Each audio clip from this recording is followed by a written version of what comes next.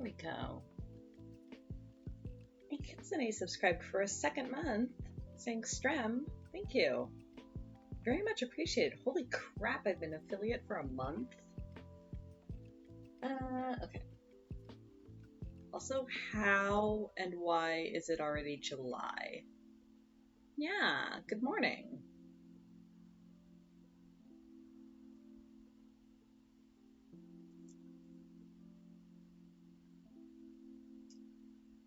Let's see here.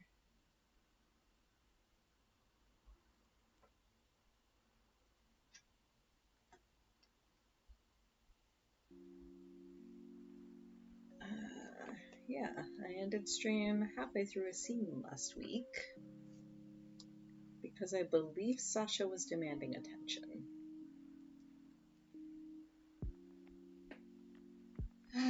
I mean, at least for me personally, this year has been a lot better than last year as far as like events going on and levels of stress. But yeah, it's going by really fast. Cat hair.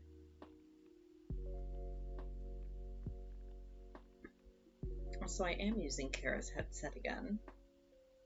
So if I'm suddenly too loud or need to adjust levels or something, just let me know. Trying to remember I don't have to like project my voice across the room when I'm using this. Yeah.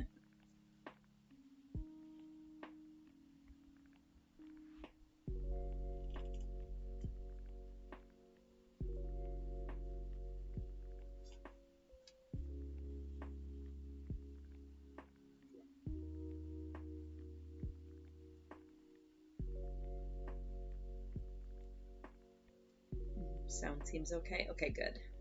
Excellent.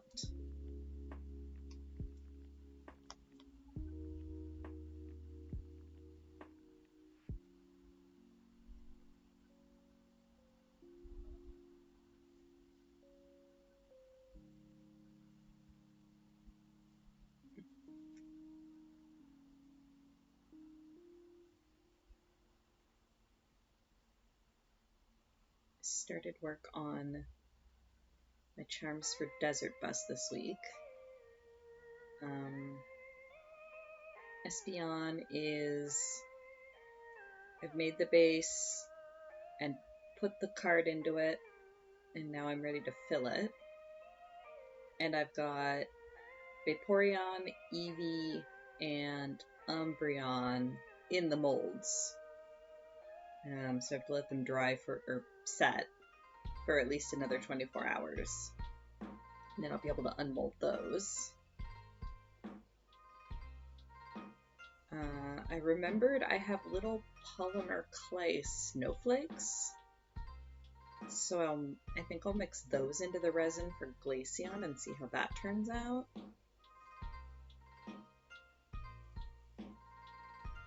And I've got little flowers that I might do the same thing for Leafeon.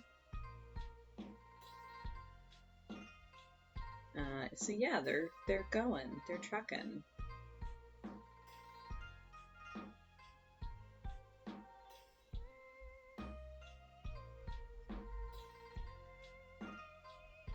I'll probably post pictures in Julie's Discord. ?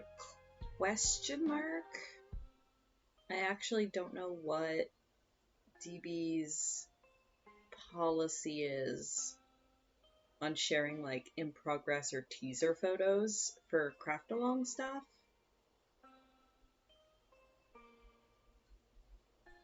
It's been too long since I submitted anything.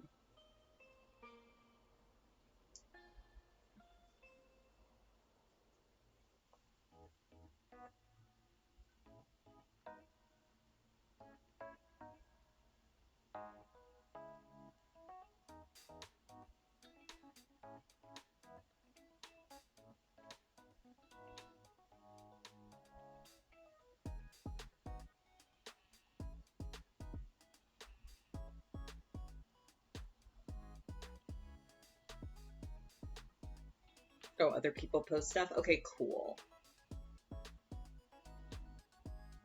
I figured it probably wasn't, but I wasn't entirely sure.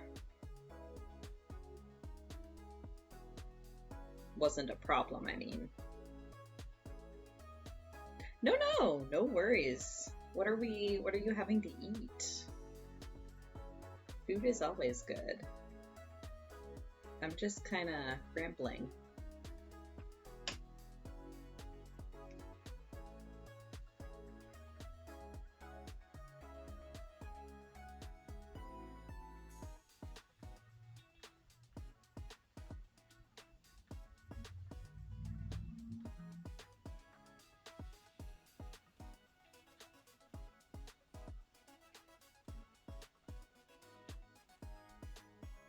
Camera's slightly too close to my nose. There we go.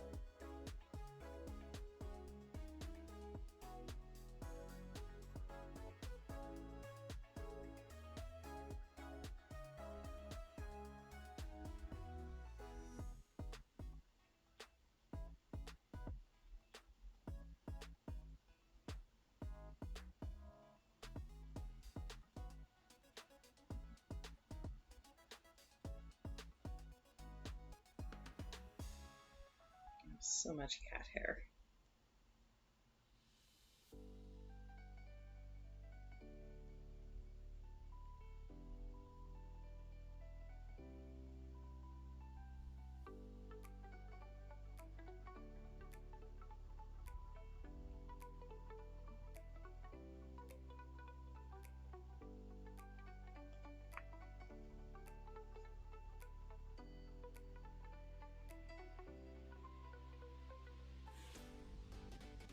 Oh, Sasha, I love you, but so incredibly fluffy.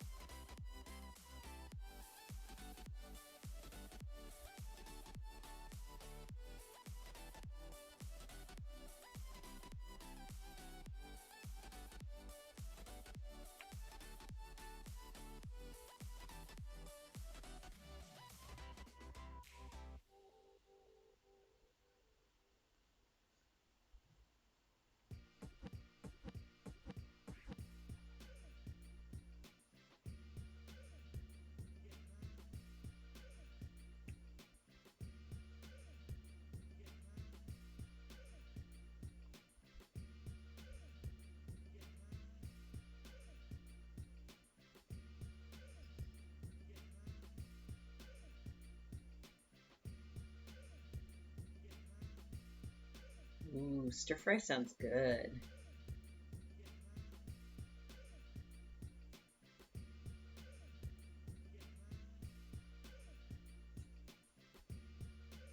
I mean, stir fly also sounds entertaining at least, but probably not as edible. Unless you do it just right.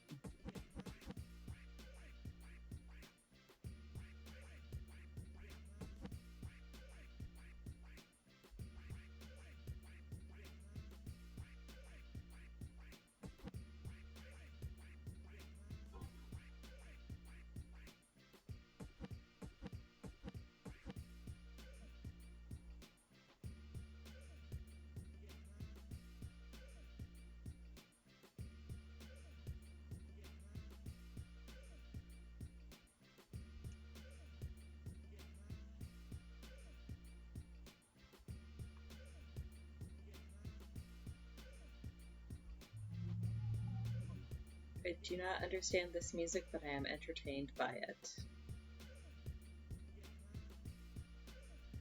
It sounds like the menu music for like a wrestling game or something.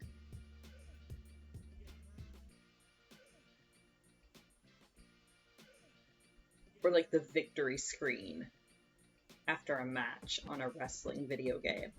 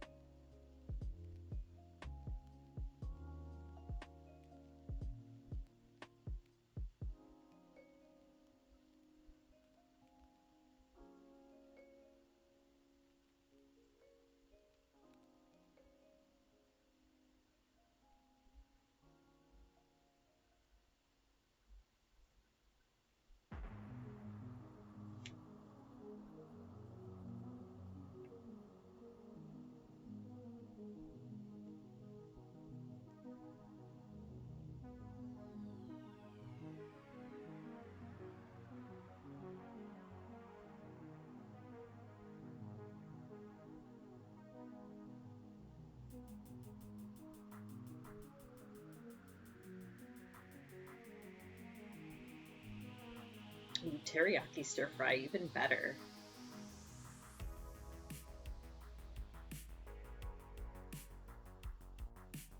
I'm not a huge broccoli person, usually, but it's mostly a texture thing.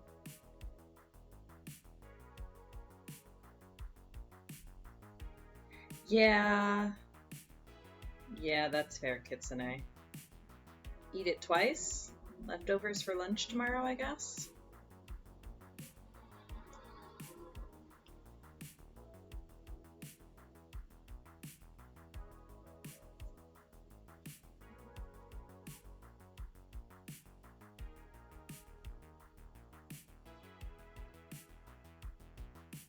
I feel like it must be an economies of scale thing, where it's easier to package stuff up in slightly larger packages, and then the 4-2 is just the marketing that they use to justify it.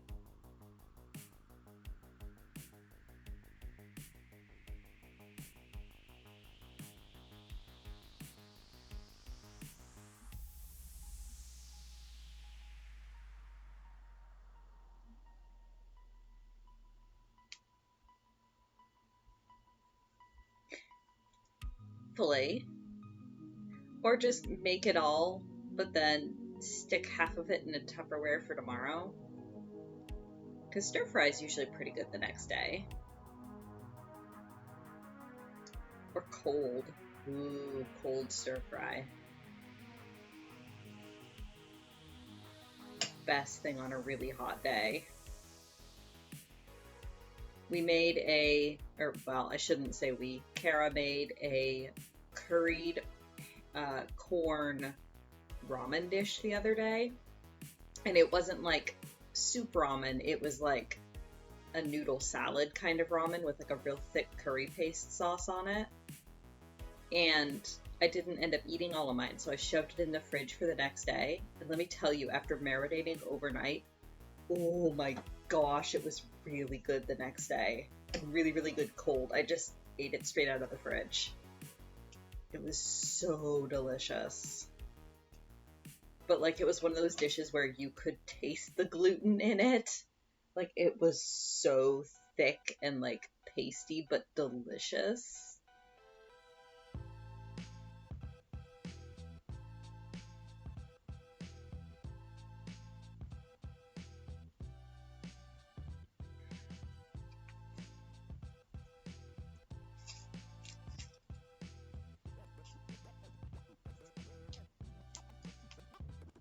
Yeah, I made sure she saved that recipe because it was really, really good. Yeah, that's probably enough thread for something.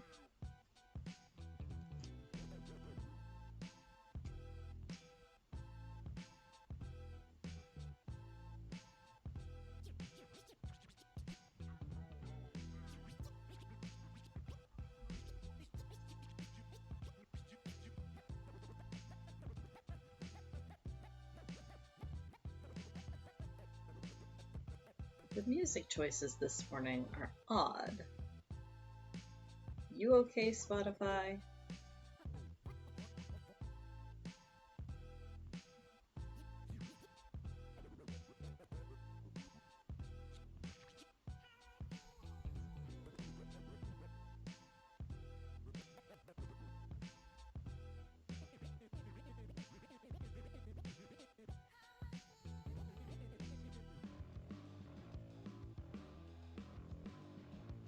This is like the credits music from that same wrestling video game.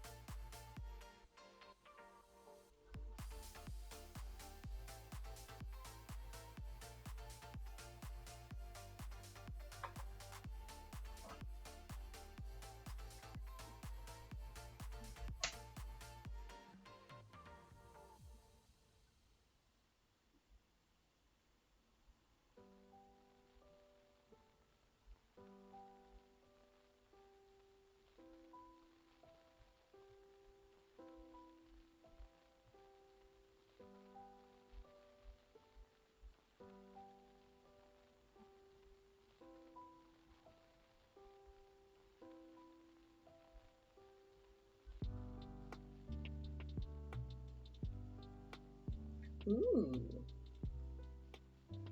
Stir-fried rice. Sometimes a mess in the kitchen is a good thing, though. If it turns out delicious,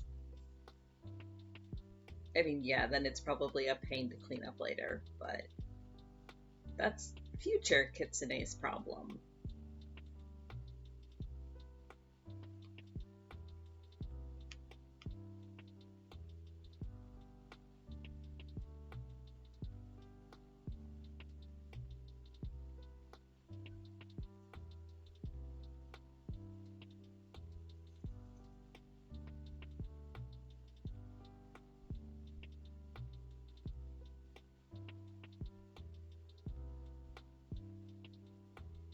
Eating the delicious thing is present Kitsune's reward for future Kitsune having to clean up the mess.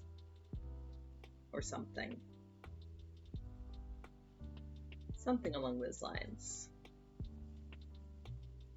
Oh, clean as you cook? I mean, that's fair. That's a good habit to get into. It's just one that I don't have. I just kind of pile everything to the side and then deal with it later when I'm not hungry.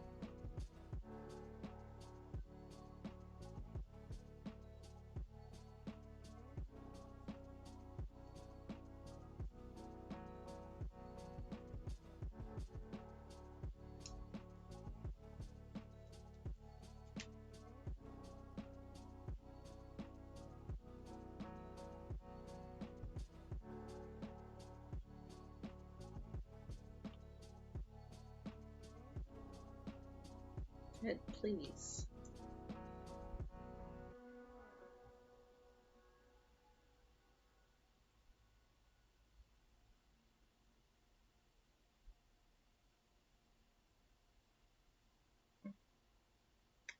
Wow, my fingers are not cooperating this morning.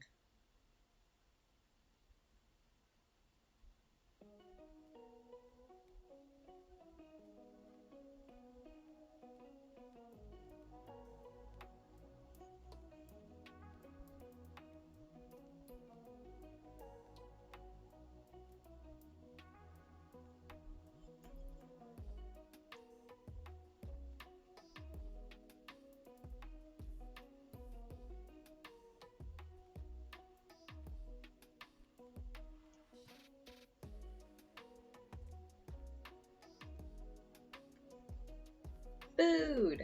Excellent! I hope it is just as tasty as you hoped.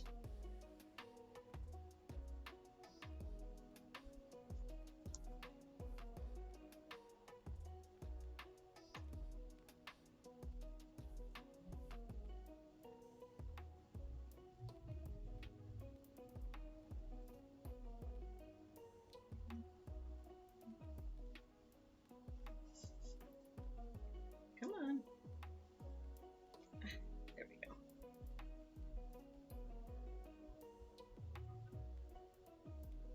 The misbehaving thread is starting early this morning.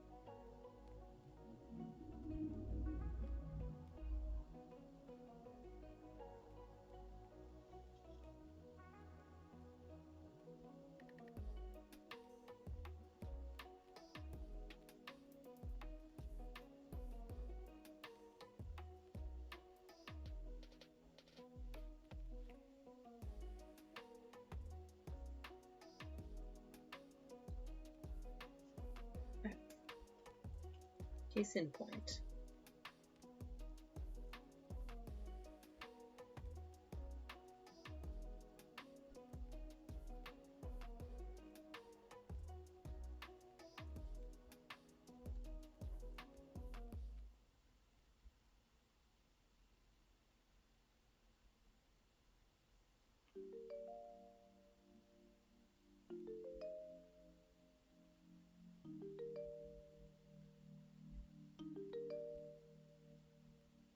Yeah, exactly. 2 days of stir fry.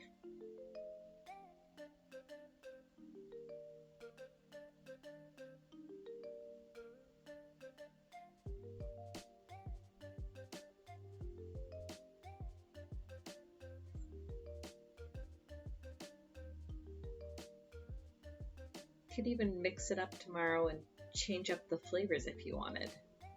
Stir fry it in something besides teriyaki.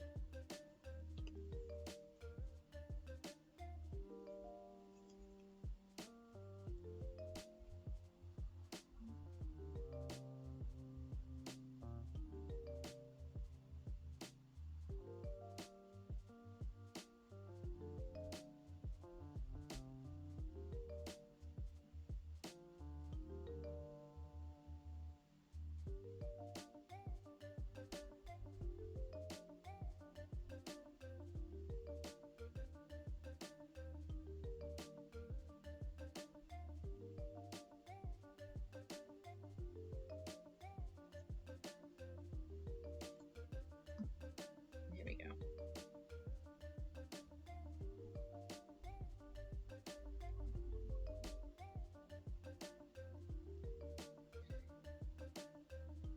I mean, you could check the teriyaki sauce usually keeps for quite a while. There should be an expiry date somewhere on the package. If it's not going to expire immediately, you could always keep it and use it at another time. But then again, I don't know how much you tend to cook at home.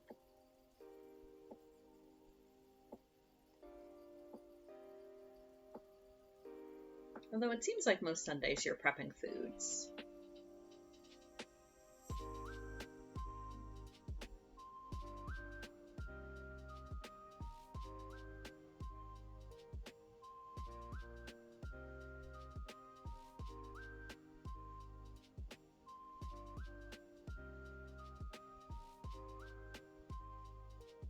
If it's open, I would say maybe definitely keep it in the fridge, but it should keep for a decent amount of time.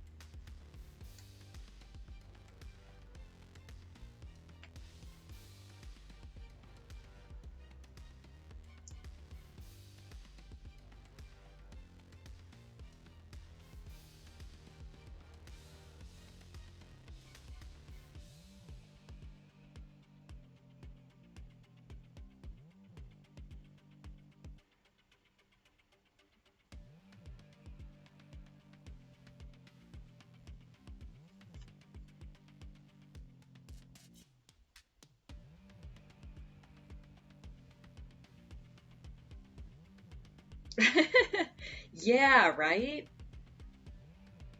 I don't know how we got the soundtrack to this amazing game, but. Or somebody's being threatened to take a dive.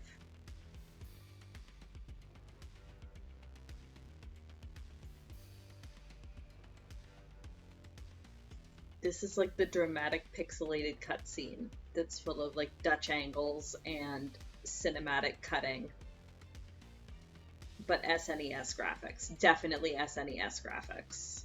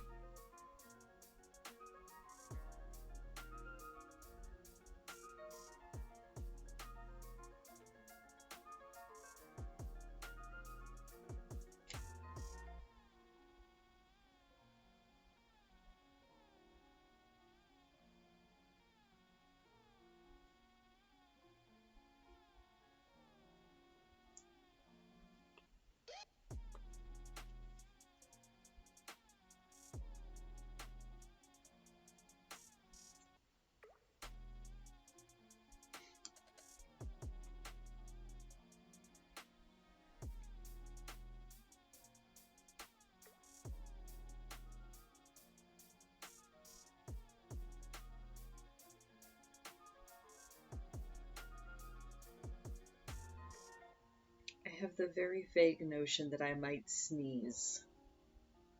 So if I do, I apologize. It's just like that very vague tickle in the back of your nose, where it's like this could be a sneeze in 30 seconds, or it could just stay there and tickle.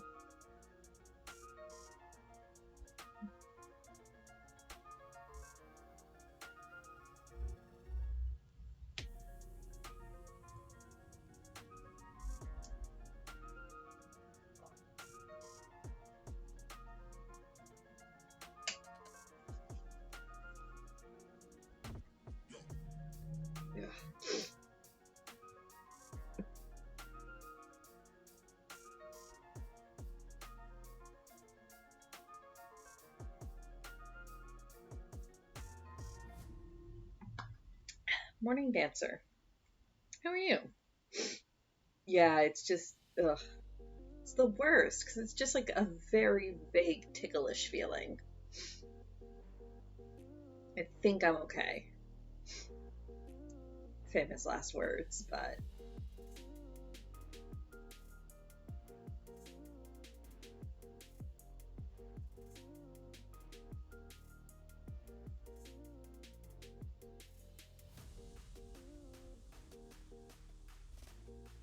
Alright, I need to make one last piece here.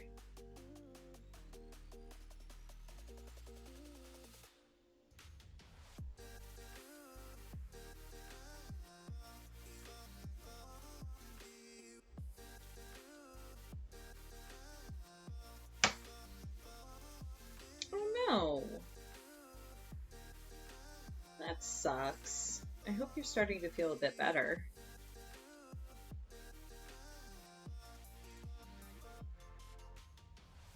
Being ill is never fun.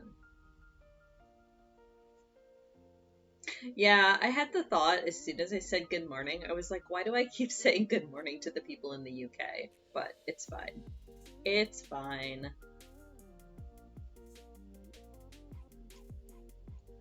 Good afternoon / evening.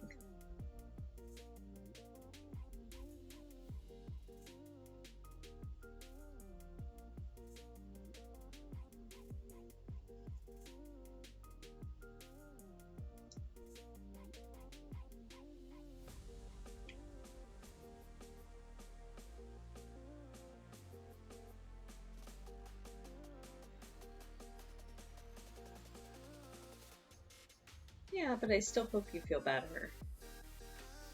But also, that's a big mood. I don't feel like I've been 100% in a very long time, but that's neither here nor there.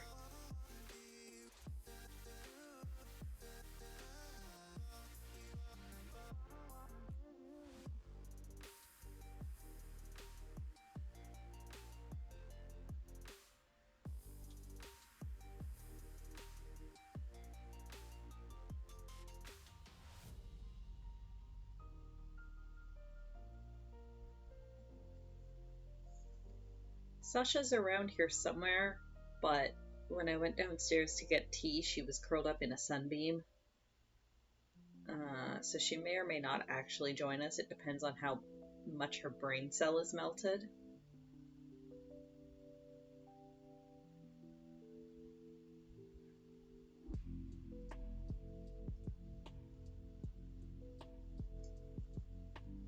And whether or not she's smart enough to realize I'm up here, despite the door being open a crack, and my voice being clearly audible. She's not particularly bright.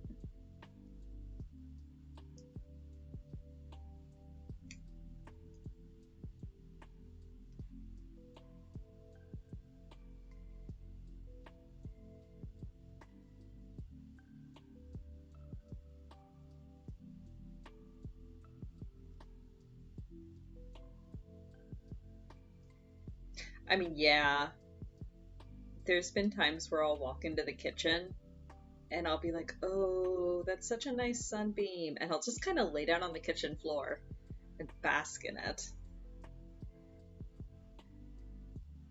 Also, at certain times of the year, we get a sunbeam that'll fall across our bed in the mornings. And oh man, it's hard to get out of bed those days. You just kind of want to lay flopped on the warm blankets in the warm sun. It's so nice. Cats definitely have the right idea.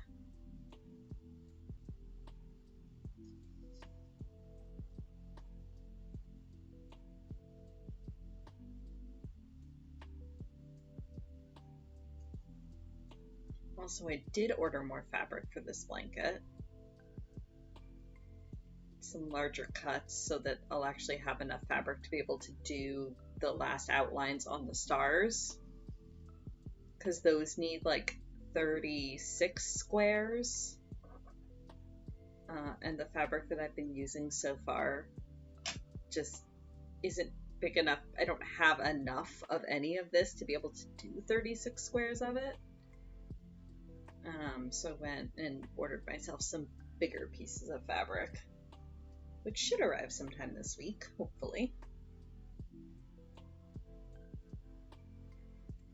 Oh yeah, absolutely, Dancer. If it's cold, especially like in my bedroom, not just outside, but like if my bedroom is cold, it's so hard to get out of bed.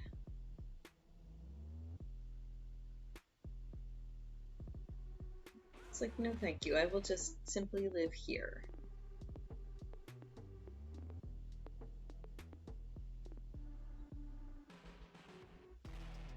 Or like, we have a window that's right beside our bed, so there's days where I'll wake up and I'll sit up and I'll look out the window, and if there's like, particularly those days where there's thick snow on the ground, but the sky is completely clear and it's bright and sunny and you just know that it's freezing outside, it's just like, no, I think I'll just stay in bed.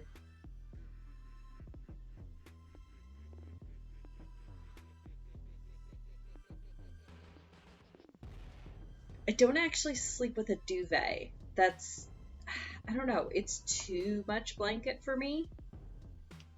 So instead I have a sheet, I have a quilt, and then I have a like fleece blanket over top of that. And then if I get really, really cold, I have a knit blanket that I layer on top of that. But I don't actually have a fluffy duvet. Kara has a fluffy duvet. Oh yeah. And at least around here, the city, when the snow gets really, really deep, the city's in the habit where they'll just kind of plow through the sidewalk and create this giant snow, like, levees on either side and just one channel through on the sidewalk. So the moment anything starts to warm up and melt, the entire sidewalk either floods or just becomes a swamp of slush because it has nowhere else to run off to. It's the worst. I hate trying to, like, even walking. We live about a block and a half from a grocery store, so we usually just walk there for our groceries. And in the winter, it's the worst because the entire sidewalk between here and there just becomes ridiculous and disgusting.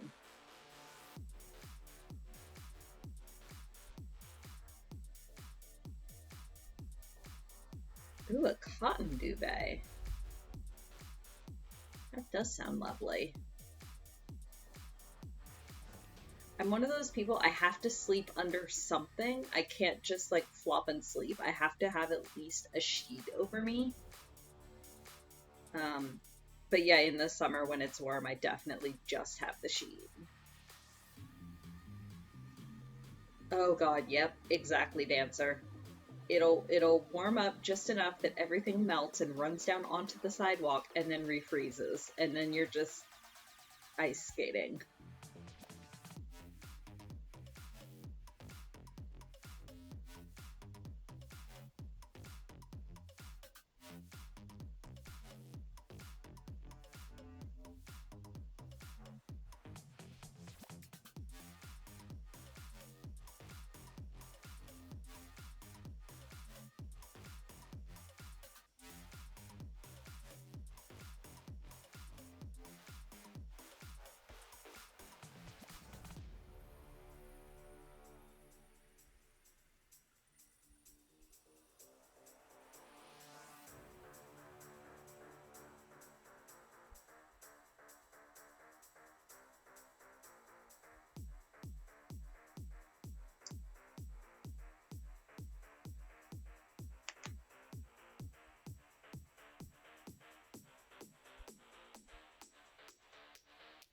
Ah, yes. I, Kara and I both, like, obviously we share a bed. We sleep in a full-size bed. But my quilt is queen sized because I tend to burrito into it, and if it's anything smaller, I have bits of me sticking out, which is unacceptable. So all of my blankets are like oversized for what I need. And that's actually half the reason Kara and I keep separate blankets, is because A, we both sleep at very different temperatures. And what's comfortable for her is sweltering for me, and what's comfortable for me is freezing for her. But then also we are both burrito people. So when we first moved in together, we tried sharing blankets for like a week, and it was just constant middle of the night tug of war, both of us trying to get enough blankets for what we wanted. So we were kind of just like, nope, never mind. Let's just both keep our own blankets so we can both burrito independently and not bother each other in the middle of the night trying to steal blankets.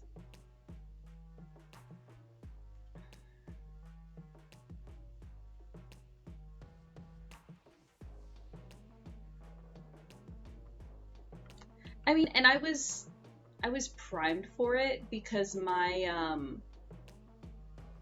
parents always kept separate blankets. So it's not something I ever found to be weird or anything.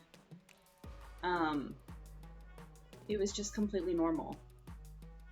So but my parents did it for exactly the same reasons. Because they both sleep at very, very different temperatures. Most of the time my mom will be laying there with just a sheet, and my dad will be like layered in 4 or 5 different blankets. So yeah, for as long as I can remember, my parents have always just kept separate blankets as well.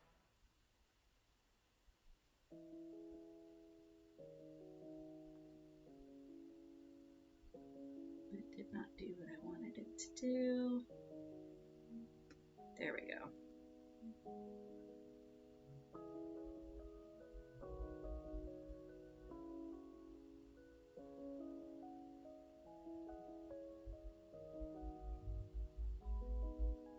There we go. That did what I wanted to do.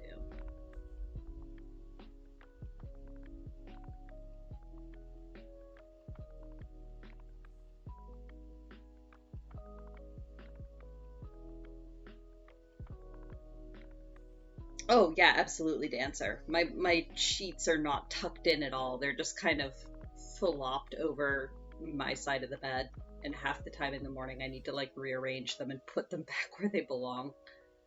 Because I've either like kicked them sideways or, pulled them up too high or whatever.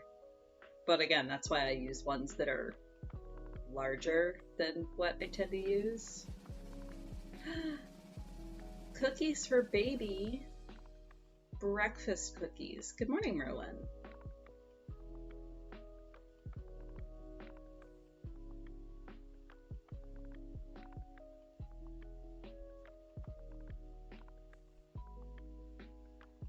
I see you lurking there.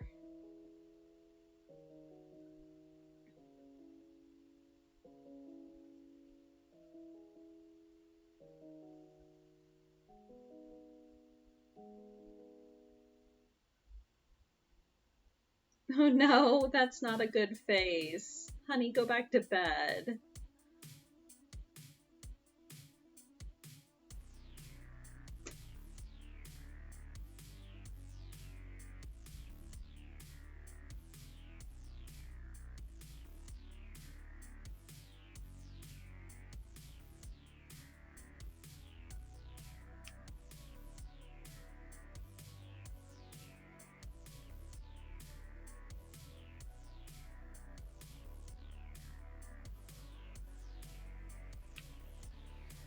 I mean, naps are always good. Normalize naps. It's 11 a.m., but it's Sunday. Ah. Although I don't suppose... Do you have a long weekend this weekend? Or does 4th of July not count as a stat holiday for you guys? I never actually worked in the US, so I have a skewed view of what does and does not actually count as a holiday. You do? Okay, good.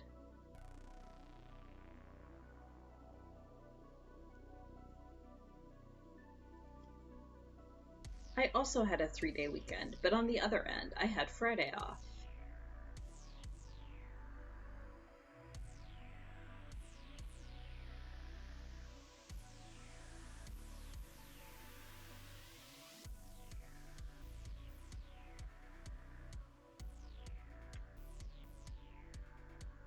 I don't actually need to tie that off there. Whatever. It's fine.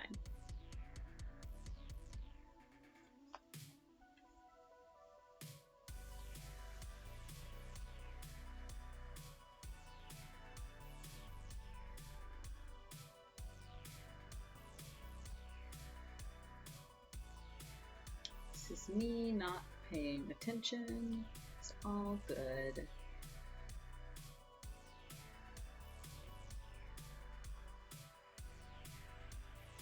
Oh, 4-day, dang. Oh, but you prefer the usual? Oh.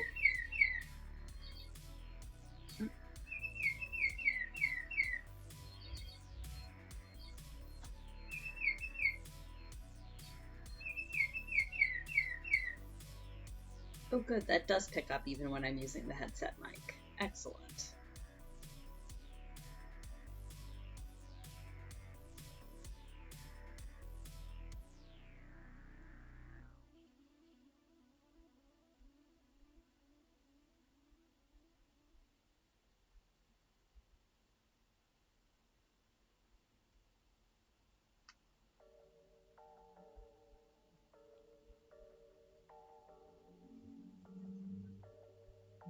Ah, okay, yeah, that's fair. See, whereas I'm the other way around, and I may not like mornings, but when it comes to work, I tend to prefer them, because I just find that earlier in the morning, the time passes faster, and then when I get off work in the evenings, there's still, like, day left, if that makes sense.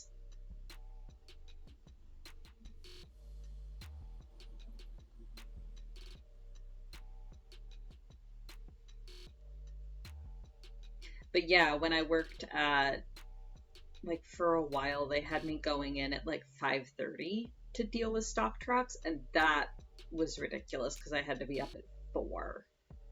That was excessive.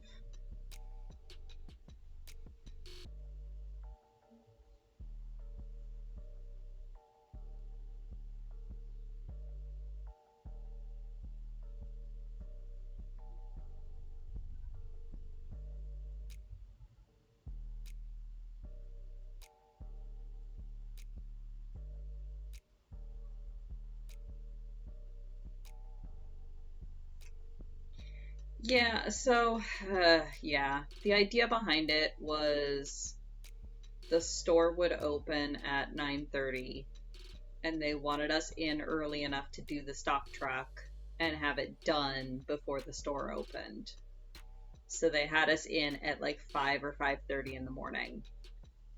That only lasted for like 3 months before they were like, yeah, no, let's just send the trucks the night before instead and have them get done in the evenings.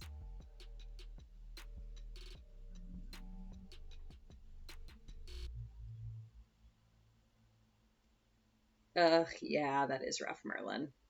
That's just kind of incompatible body and work schedules are a pain. Luckily, my biological rhythm seems fairly mutable. I can kind of force myself to get used to whatever schedule that might change as I get older, but I seem to be blessed so far.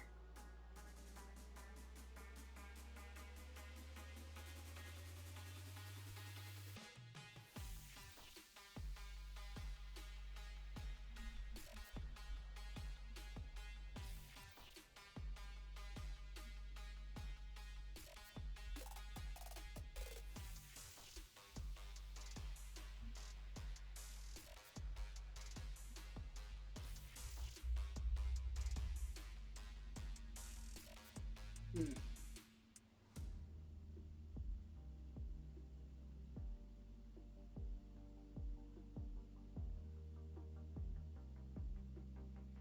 "600 kilobytes per second, huh? I probably should have remembered to plug in the Ethernet. 1 second. Can I reach it without getting up? No.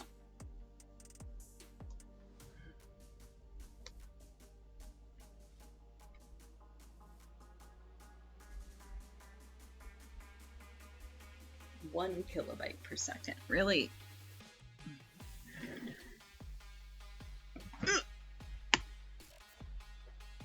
This is fine.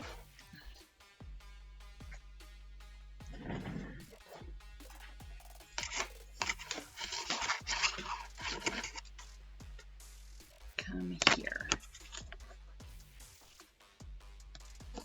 Alright, this may pop me briefly offline. Apologies.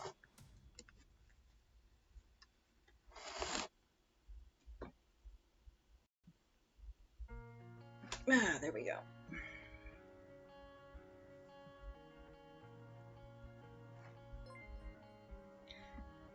Oh my gosh! Thank you so much, Violet Hummingbird. Thank you for the raid. Hopefully I am somewhat stable. I just had a bit of a stream blip. But yeah, welcome. Thank you so much. I really appreciate the raid. I'm SJ. I'm working on some hand quilting and patchworking. Yeah, it's nice to meet you. Thank you so much. Yeah, it's so great.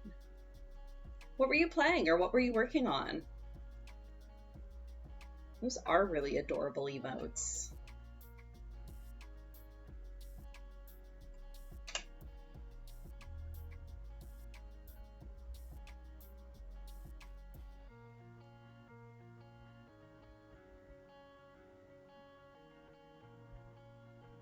Yeah, so what I'm doing is, this is called English paper piecing. And essentially what it is each of these hexagons does actually have a piece of paper in the back of it. And I kind of wrap the fabric around it. And then I sew them together. And once they're sewed all the way in, like actually I can take the paper out of these. Once they're sewed all the way around, I can take the paper out of them. Ooh, coloring. Cool. Oh, I already had thread. Oh, and hello. This is my mascot.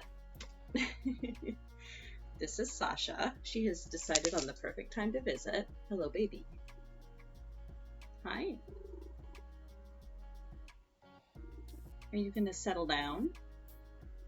Or are you going to be ticklish? Sometimes she'll just kind of settle and let me work on top of her. Sometimes she gets really, really annoyed. So we'll see. Yeah, this is Sasha. She's my prissy baby and she knows it. Are you gonna be nice? Or are you gonna decide to run away? She likes being on my lap and she loves this fleece blanket. But I think sometimes she gets a little ticklish if I'm working on top of her. Actually.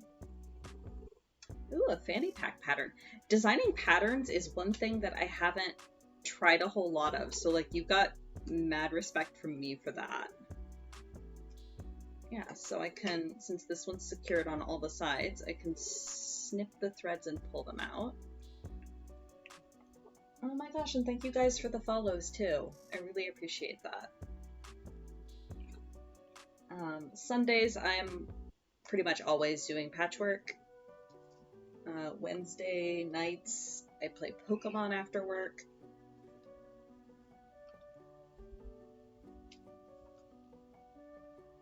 And then Tuesdays, I usually... Yep, there she goes. You ticklish today? Yeah, you're ticklish today. That's okay. She'll probably come back.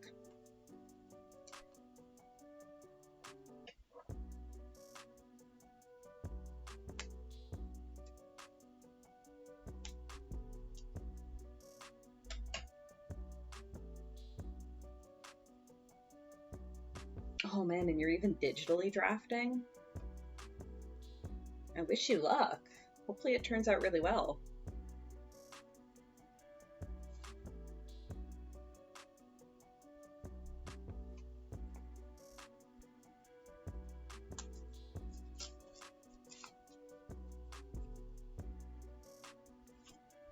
There we go. English paper piecing is really, really good for hexagons, just because doing, these are called Y seams, because they meet in a Y. Trying to do those on a machine is a pain in the butt. So actually the pattern is what's up here. I'm not using all of those same colors, but that's the pattern that I'm working from. This is, so my brother and sister-in-law got married 2.5 years ago, and this is their wedding present. They know it's coming. They know, like I've shown the pictures. They know it's being worked on. I'm just very late. But yeah, so that's what it will be eventually.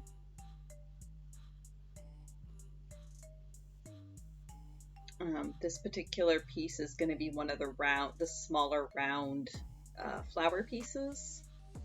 So once I finish securing in this last yellow piece, I'll work on putting another round of white around the outside to be the border between the different patch blocks.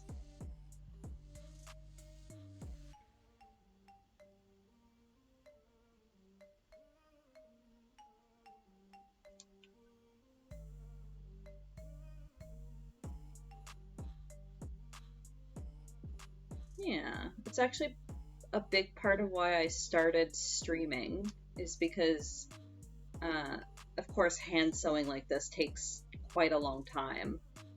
And I've got several different hand sewing projects I'm working on.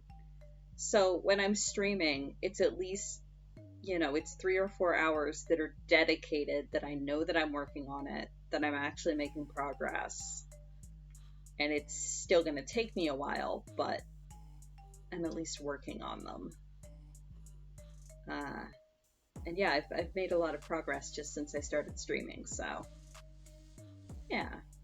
I'm usually super chill, just kind of hanging out and chatting with people while I work. I also encourage people, if they've got their own projects that they're working on, feel free to grab your own stuff and work along with me and use this as your dedicated work time too.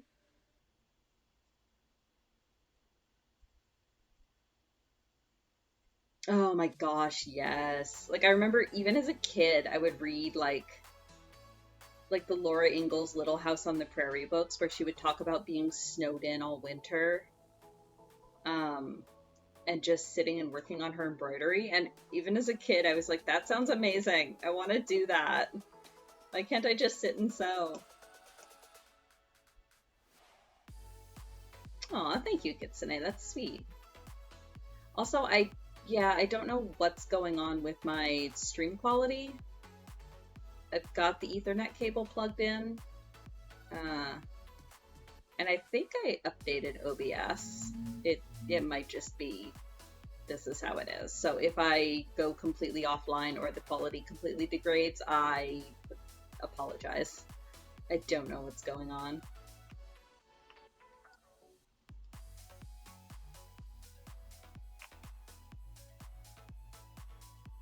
Might just be a bit of a... yeah.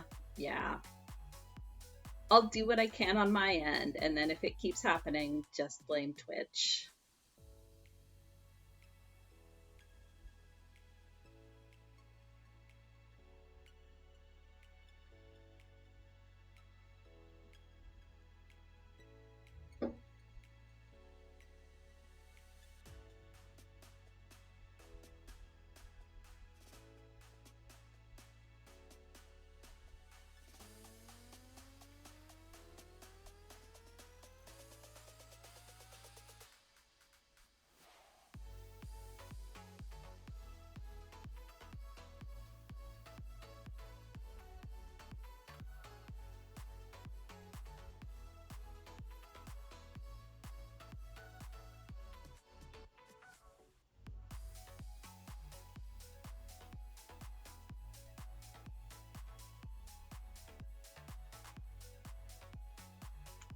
Yeah, it's nice to meet you too.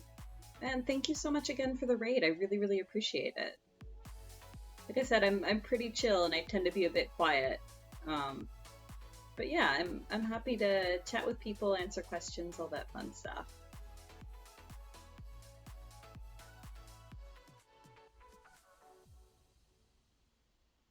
And I think I actually put it in the title this time that we tend to inevitably loop back around to Final Fantasy talk at some point.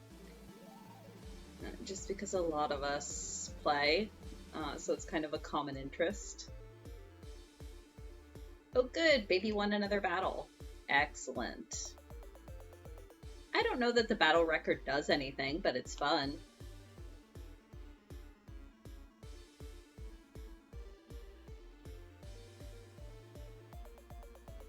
And it did get us that sweet crown.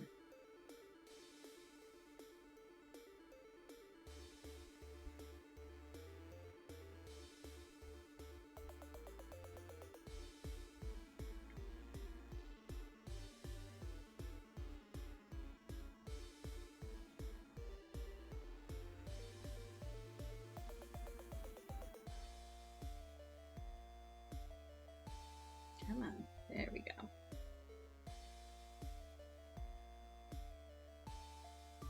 Yeah, that's totally enough thread for at least one patch.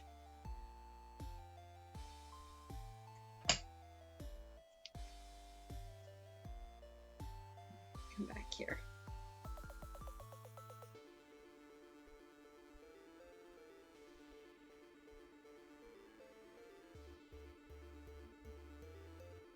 Yeah, so Kitsune and I were saying earlier there were a couple like real weird tracks right in a row, and we were saying it sounded like the soundtrack for like an SNES wrestling game. So yeah, maybe this is one of the like big matches in said wrestling game.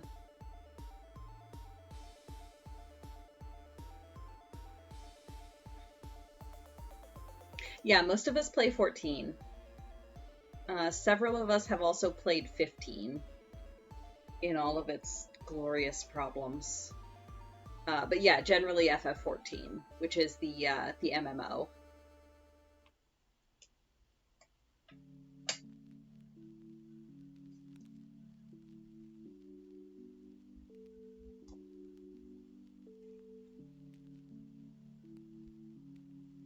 I mean, like, I think I've not played all of them, but I've at least seen all of them played. And I know a decent amount about all of them.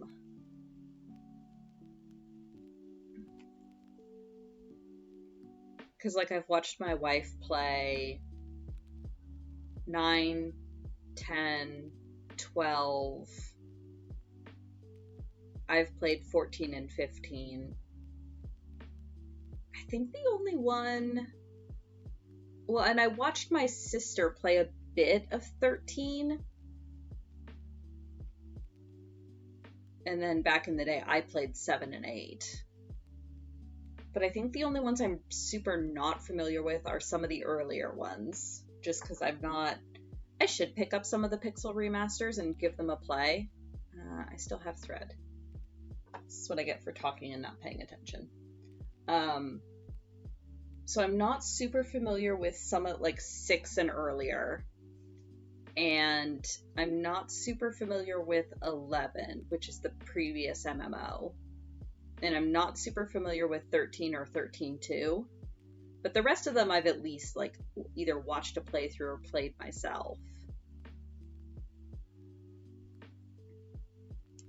Oh man, yeah, the 7 remake is so good. Again, I watched my wife do a playthrough. And we're definitely excited for the next part to come out, if it ever comes out. I am cautiously optimistic about 16. If only because the producer for 16 is the producer for 14, and I would trust that man with my life. I know there's been a lot of hubbub about, oh, 16 is going to be so different. It's not going to feel like an actual Final Fantasy game. I'm willing to reserve judgment and actually give it a play. So yeah, I'm cautiously optimistic. I played 8 back in the day, like back when it was on PlayStation. And so when they did the Switch port of it, I was like, oh, okay, well, because I played it, but I never actually beat it. So when they did the Switch port of it, I was like, oh, that'll be amazing. I'll pick it up and finally get a chance to, play the game all the way through and beat it. And I bounced really hard off the mechanics as an adult. Those mechanics, like you can tell they were trying to do something different and innovative, but they're clunky as heck. And I bounced off them really hard. I wish they would do a remake for 8 and sort of clean up the controls and the mechanics a little bit. I like the characters and I like the story. I just could not get a handle on the mechanics.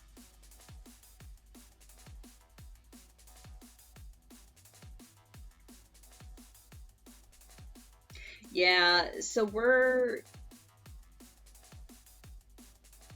mostly, my wife and I mostly console game. So we don't have a PS5 yet, but we are planning to get one once they become more readily available and hopefully drop in price a little bit. Like, we're not in a hurry, but we are planning to get one. So we might not be playing 16 like the day it drops, but we will eventually, I'm sure.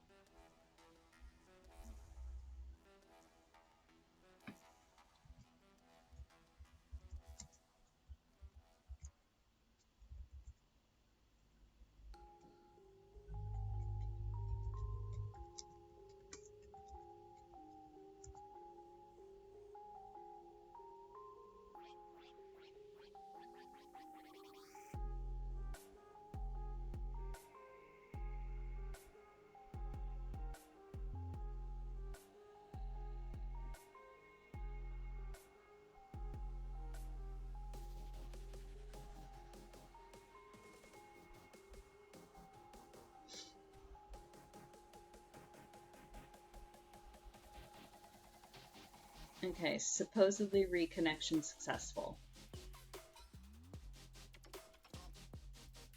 And my kilobytes per second have jumped from 0 to 5,000. So hopefully that means that it has purged whatever demon was infesting it.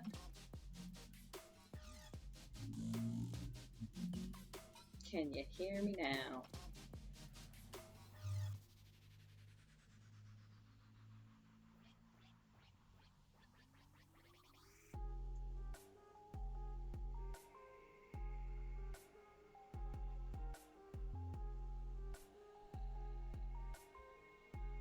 If it does it again, restart internet and laptop, yeah, probably. But like I said, my suddenly now everything looks fine. Like, I've gone back to green and I'm sitting at like 6,000 kilobytes per second, which is what it usually says. So I don't know what was going on there. But yeah, if it hangs really bad again, I will try a restart.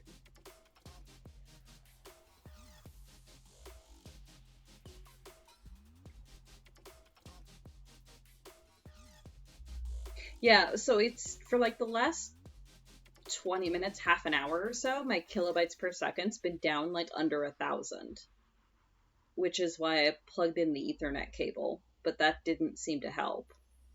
But now all of a sudden it seems to be fine, so who knows?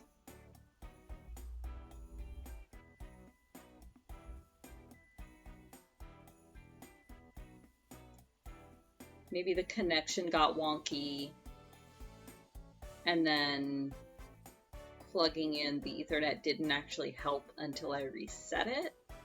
Question mark? Oh, okay, cool. As long as it's not just me.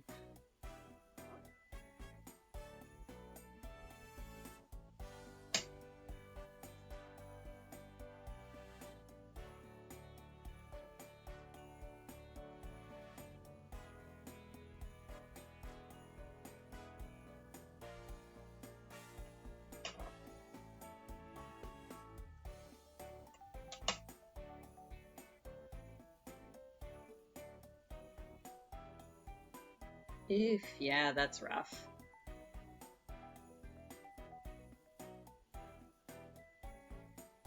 Twitch.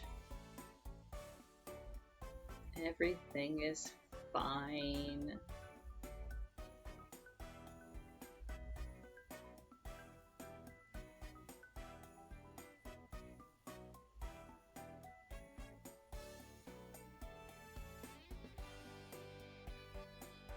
Yeah, exactly. It happens. You just kind of gotta, like I said earlier, do what I can from my end and then wait for them to get their stuff together. Yeah, exactly. It wouldn't be a good stream without technical difficulties. I'm gonna drink more coffee.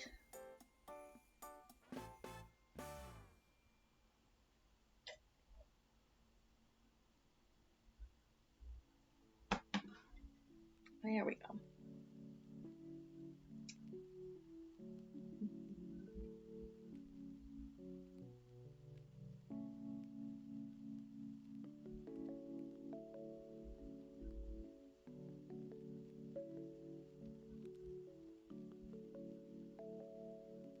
Ooh. Gonna get a new baby. Oh, cute! Sticking with the blue and yellow. Neat. I like the new like little kitty smile on it. Okay, so it is, I'm trying to remember. So we have a Keurig. And we do have some of those little like reusable pots so we can grind our own nicer coffee to use in it. But we usually don't because lazy. So I think what I have at the moment is I think it's a Krispy Kreme brand. I forget which blend.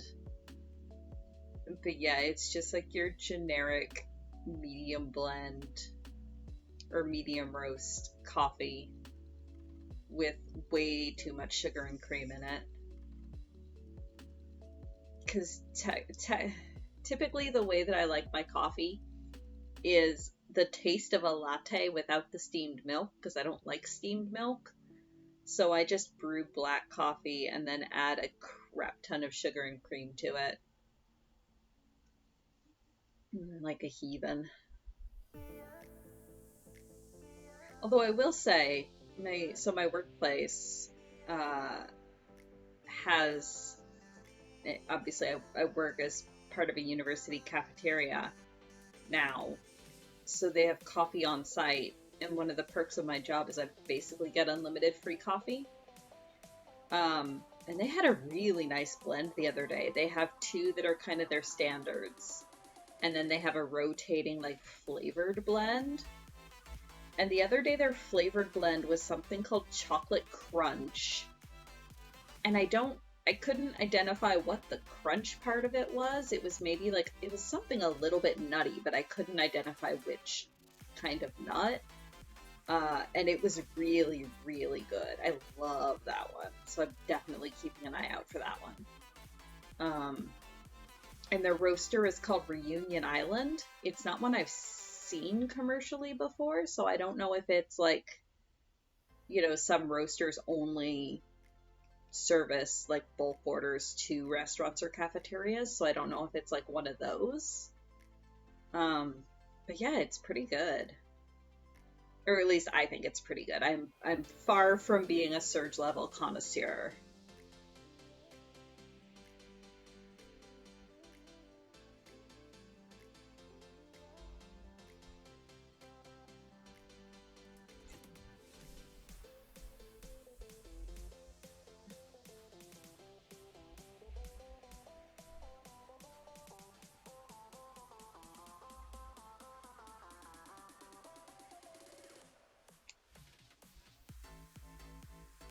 Oh yeah, same Merlin. I'm usually more creamer than sugar, but it does need to have some sugar in it.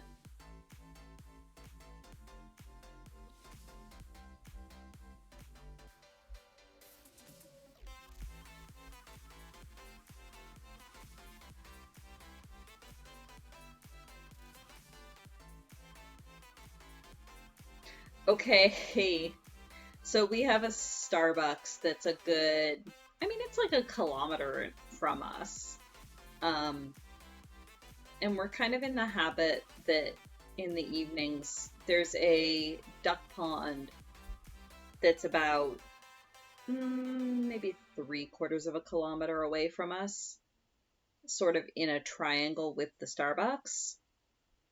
So Kara and I will go on a walk and go around the duck pond and then up to the Starbucks and then back home. And right now, Starbucks has a chocolate cream cold brew that is so good. I like their cold brew anyway. And then putting the chocolate sweet cream in it, oh, it's perfect. And it's probably overall less cream and sugar than what I would add to a black coffee.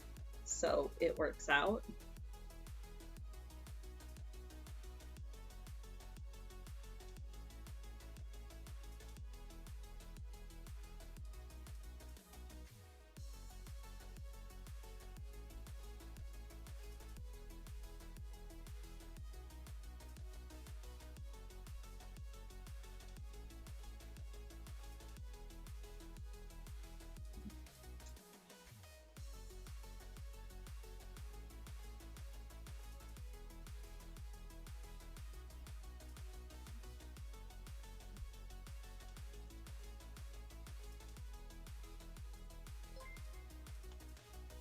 Glenberger, thank you for the follow. Much appreciated.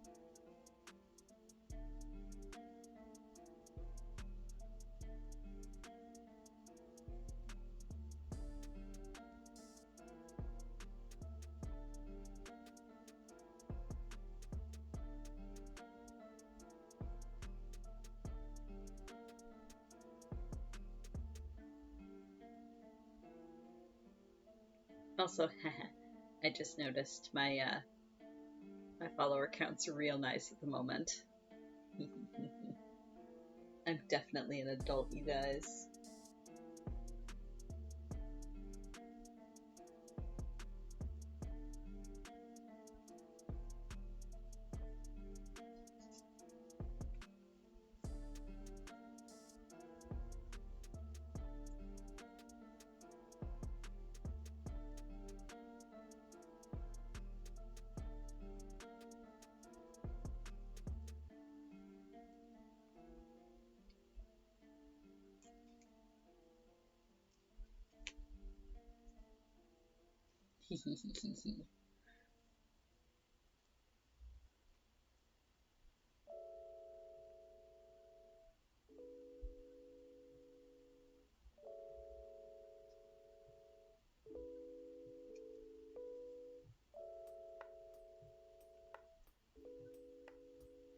Definitely a very real adult person.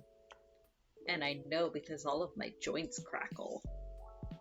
Stop that thread.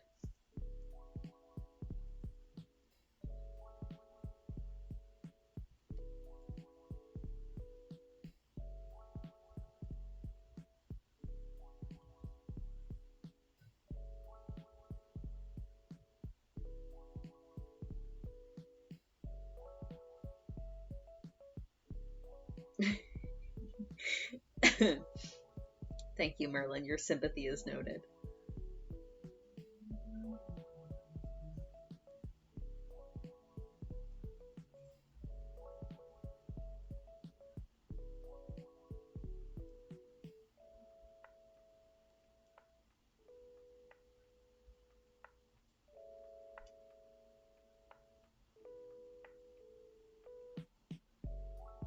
We are adults. Definitely.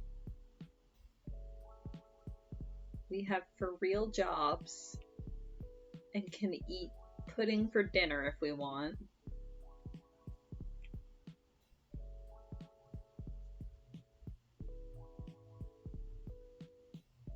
And drink inadvisable amounts of coffee. Those are all adult perks, right? And stay up way too late playing video games. And then bitch about it the next morning. That's adults. Adulthood.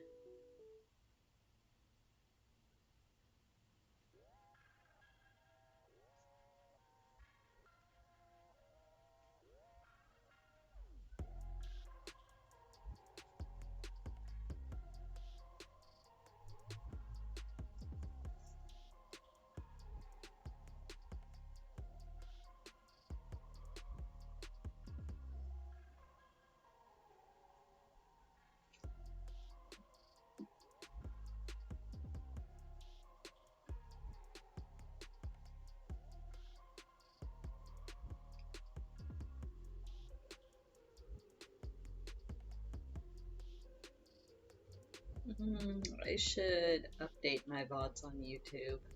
I have fallen far behind. Just because they take so dang long to compile on my computer, I can't really do anything else while they're processing. I was caught up for like a week.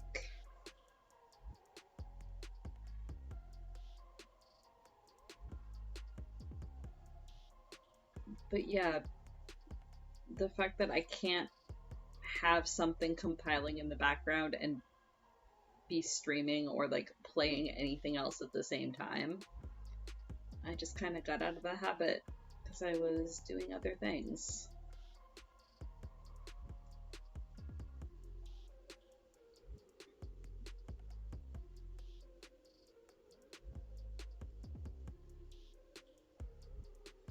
I mean, again, I'm planning to get a desktop at some point in the near future.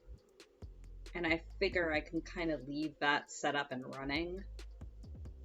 And it'll also be more powerful, so hopefully won't take as long. But yeah, it literally takes like 5 hours to compile a video with my tiny little laptop.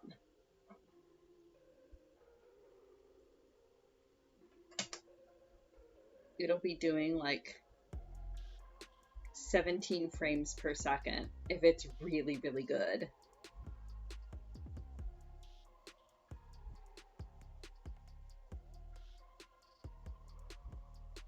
I mean, I might be able to do it faster if I turned the settings down, but okay.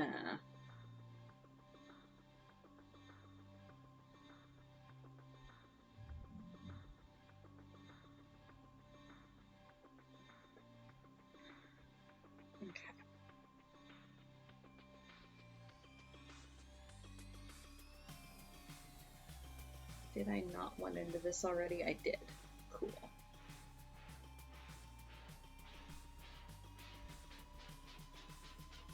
The uploading them to YouTube is not as bad. It still takes a while, but it doesn't like monopolize my entire computer's processing power. So that part's not the issue. It's literally just getting the video to compile.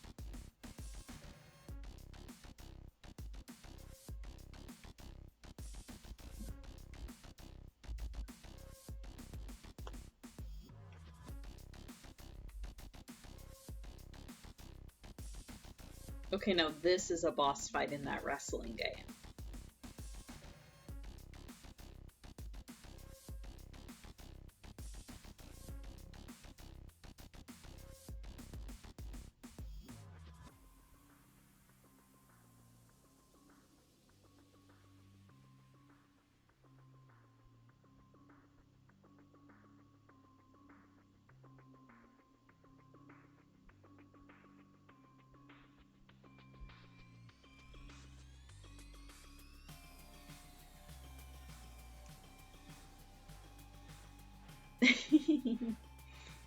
It's good music.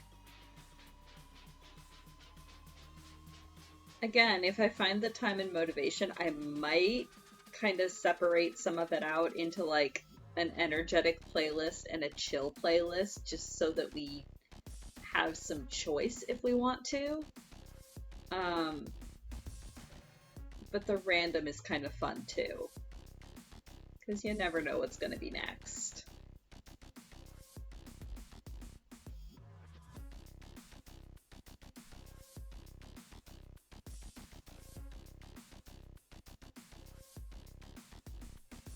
Because when I initially made this playlist, I did not discriminate. I just went through and added all of his albums to a playlist.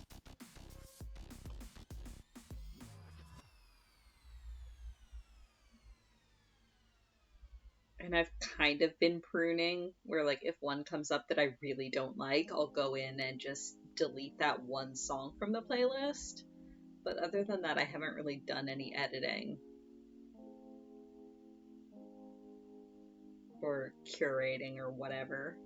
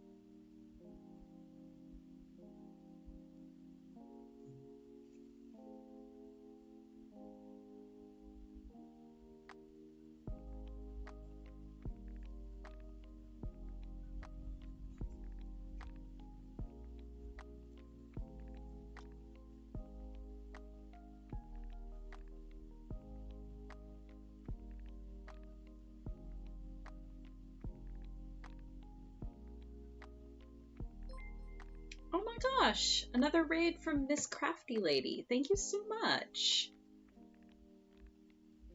Oh my gosh, I really appreciate it. Miss Crafty Ladies. What were you working on? I presume some sort of a craft, considering your name. Welcome. I'm SJ. I'm just doing some patchwork by hand. Oh my gosh, and thank you for the follows as well.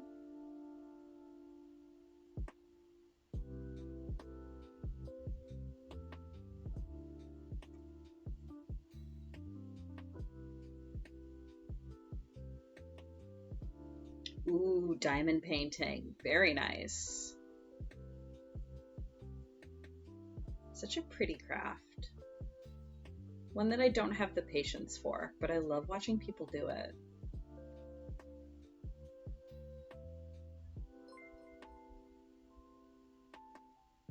Oh my gosh, and Kitte's resubscribed for a second month, saying this is a thing. Hello, Kitte.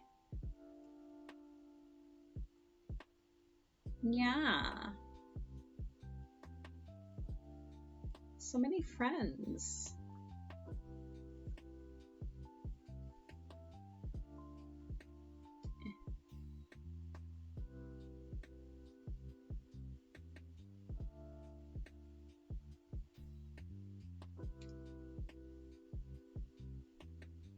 Friendly meows who say hello.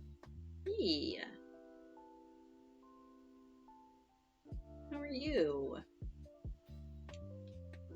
This, I guess, afternoon, evening for you.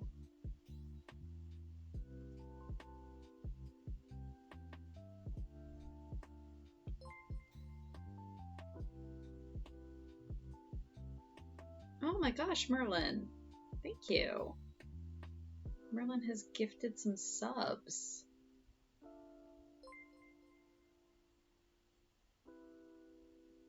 Merlin has gifted subs to Bladness, Zurish Dragoon, Kuma Kaori, Varus Rin, and Eldre. Thank you. Oh my gosh, thank you so much. Gosh.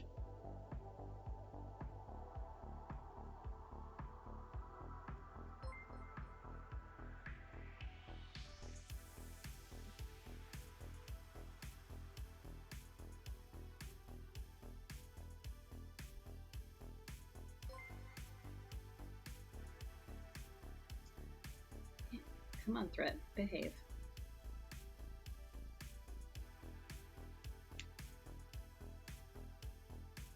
Also, Kitsune, I love that emote.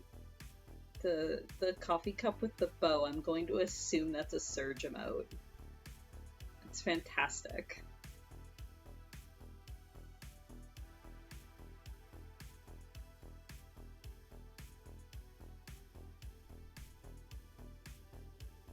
It sure is a Surge emote. Gosh, I don't know what could have possibly given it away.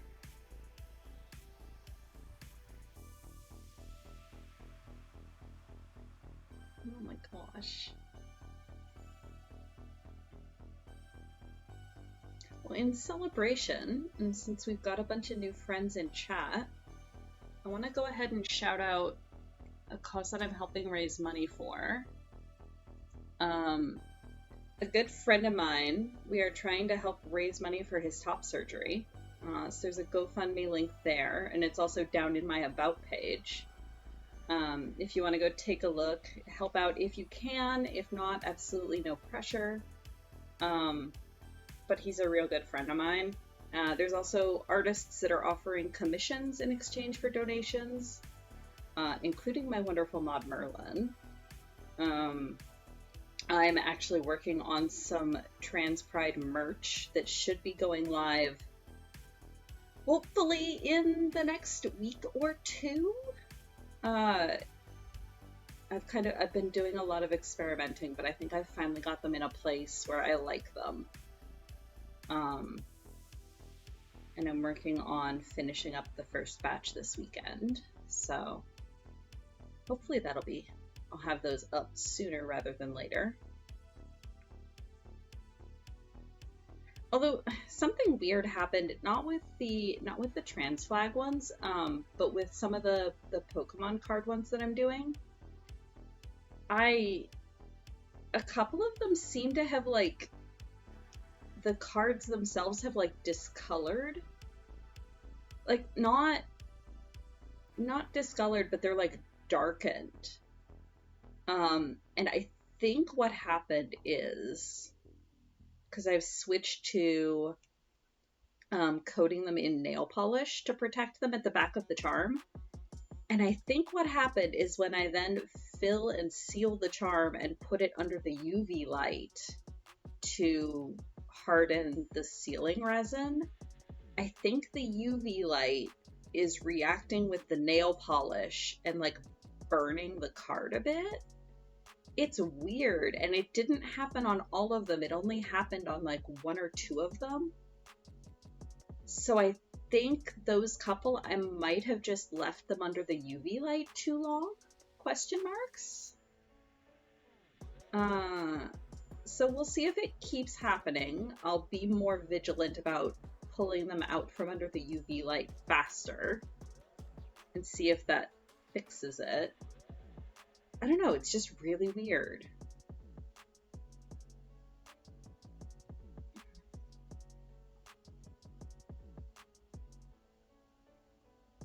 But yeah, so now I've got like this darkened, burned looking Cyndaquil charm that I'm not sure what to do with.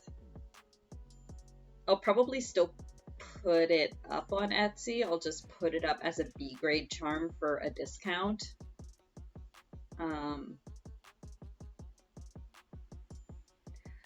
Not really, no. I mean, no, not really. Because, like, it was very specifically this one Cyndaquil charm that did it really badly. But I've had other charms with lighter colors and other charms with darker colors, neither of which had the same effect. So I think it's just the time that I left it sitting under the light. Because when I'm doing them in batches, right? So I think that might have been like the first one that I did, and then I slid it under the light and then just kind of left it there while I was doing the others, and then just kind of slid them under. So I think I ended up leaving that one under the light for longer. Yeah, there you go. Exactly, Kitsune. I mean, the first edition of the Pokemon cards from way back in the day, the very first print run had a manufacturing error where so the pictures on the cards are supposed to have like a drop shadow effect, and the very first print run they didn't have the drop shadow. So you can still find these cards. They're called the shadowless ones, and they're worth like 3 to 5 times more because of the manufacturing error. So yeah, we'll just say that that was totally intentional. Sure.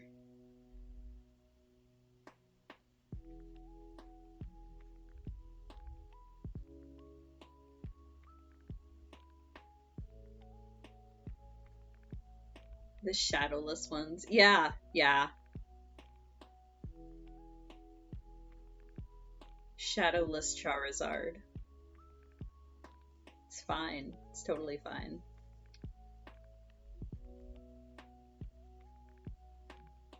I've also got one so I use like some polymer clay pieces as some of the fillers, and one of them cracked, and it's pretty noticeable. So I think I'm gonna have to downgrade that charm to a B grade too, which kind of sucks because otherwise it's really cool looking, but it does have a fairly obvious defect in it.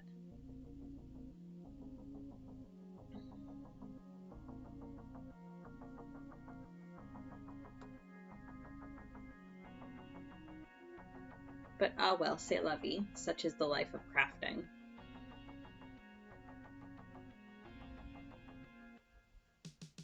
Character, sure. Sure, unique and handmade.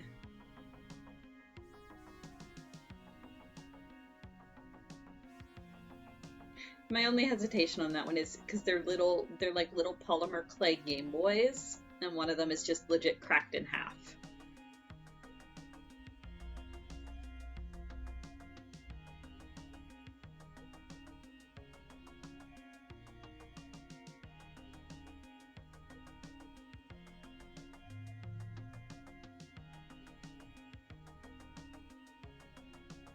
Statement on nature. I like this. Okay, I like these spins. A statement on the disposable nature of technology in our modern society.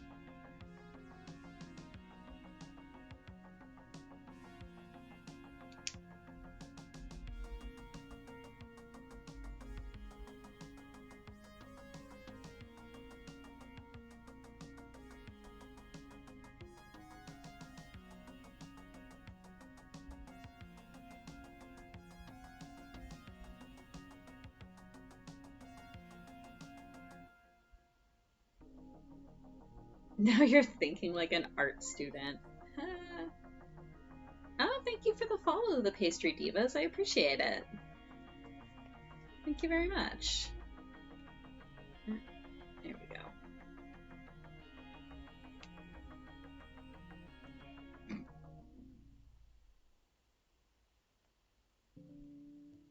Okay, but speaking of art students, what does he have to say today? Nor introspection have infiltrated Charlayan's most essential ingredient? Tilde question mark. That's definitely the statement of an art student. Thank you, Ariange.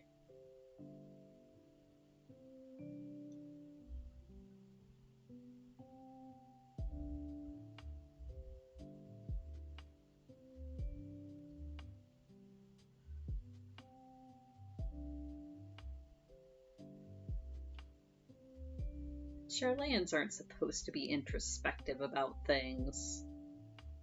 That's a myth.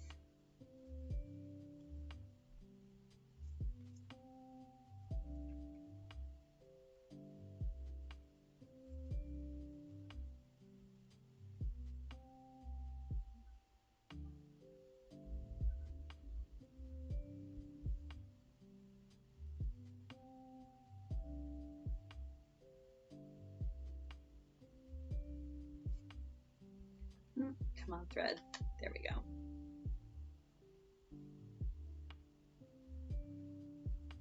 Truly myth-defying.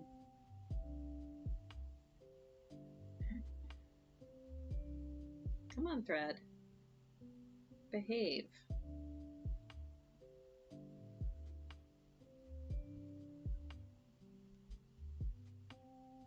Thread says no.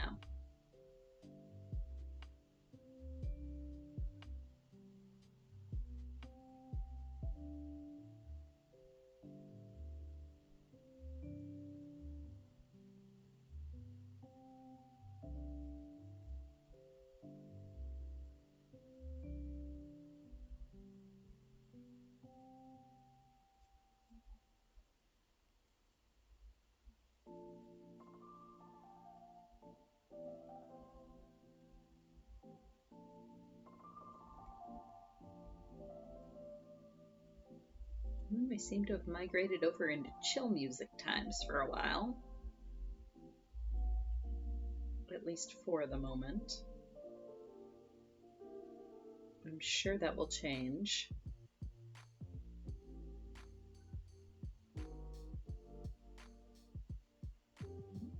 Too far back.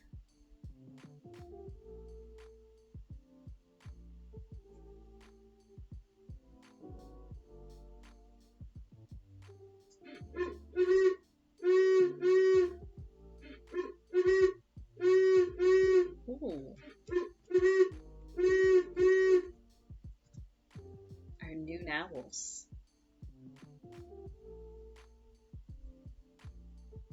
Kite, I'm curious, does the bot have any sort of a log on which commands are used most frequently? Because I'm curious.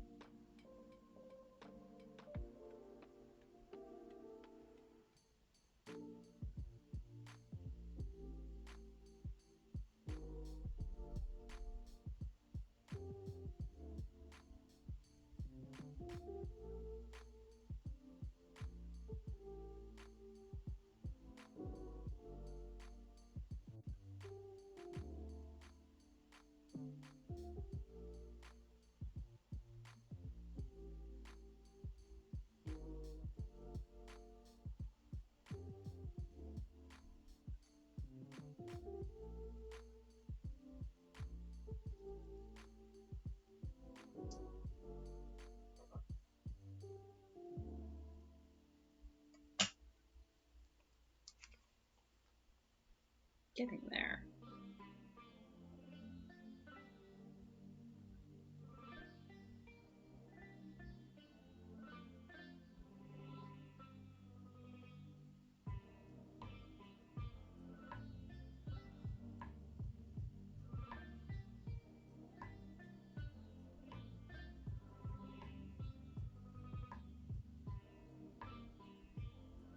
Okay, so with the noon owls, I have been going for 2 hours, and I will be going for another roughly 2 hours. So I'm going to take a brief break. Everybody stretch, hydrate, maybe consider grabbing something to eat. Run to the bathroom if you need to. And I will be back in a few minutes once I have done all of those things.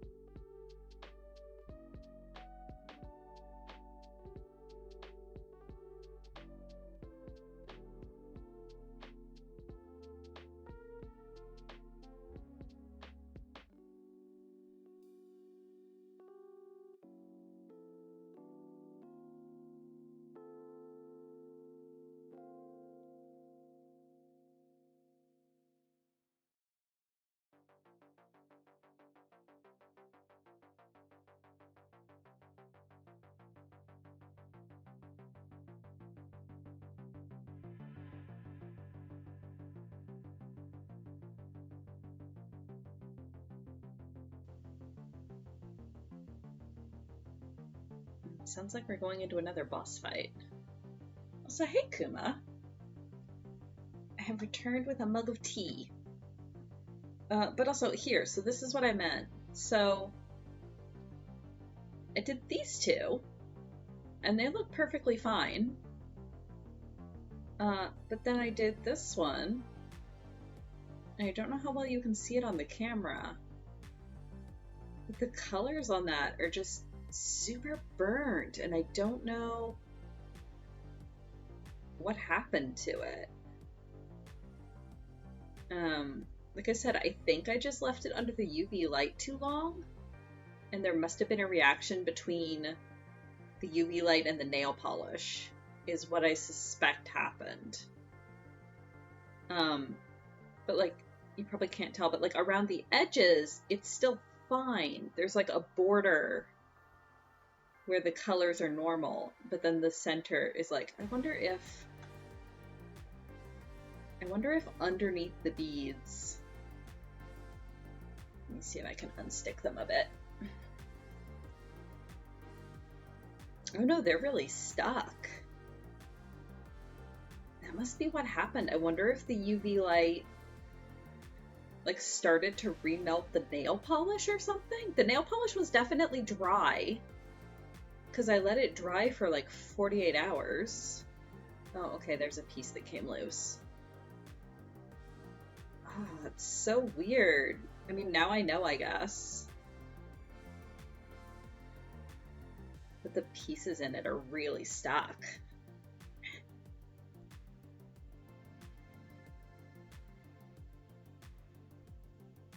Interesting. Okay, well. That charm's a fail, and now I know. Oh, that's so bizarre. Okay, cool. Good to know. Because these ones, I don't think, are nearly as stuck. These should move. They better move. Yeah, so these ones will move. Jigglypuff be sliding. She's fine. Because they do tend to get stuck a bit, especially the polymer pieces, but usually, yeah, once you shake them up, they're okay.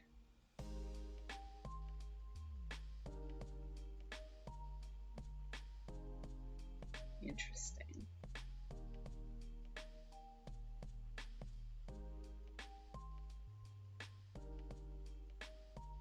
So, note to self, I just can't leave them under the UV light for too long. Lessons learned. Okay.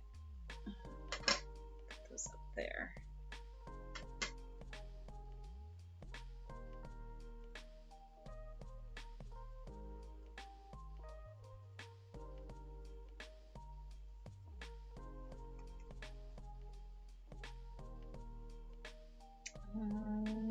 I'm gonna need, well, finish this piece of thread first.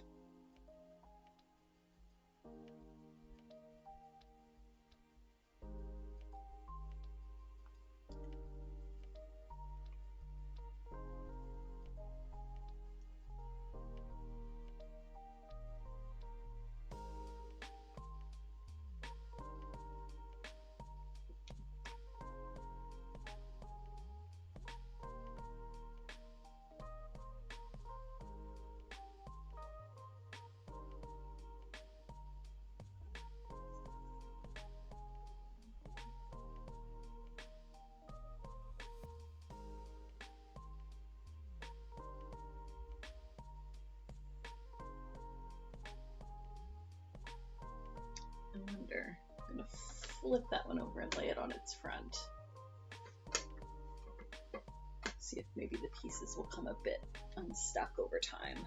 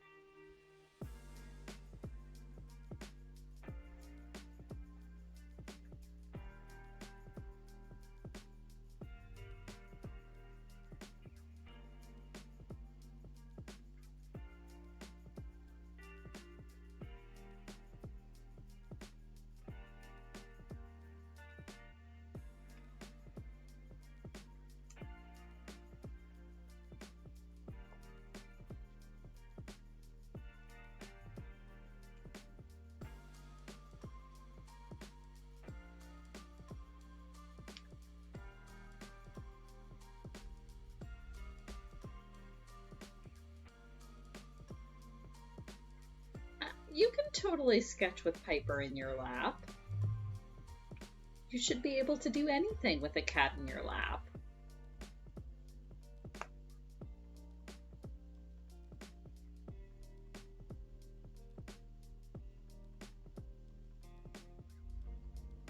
Or at least cats think you should be able to do anything with a cat in your lap.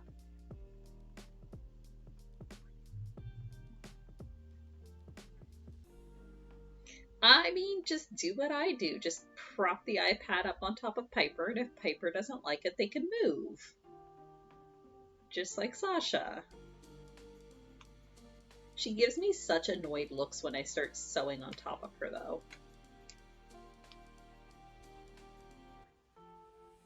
It's like, yes, poor baby.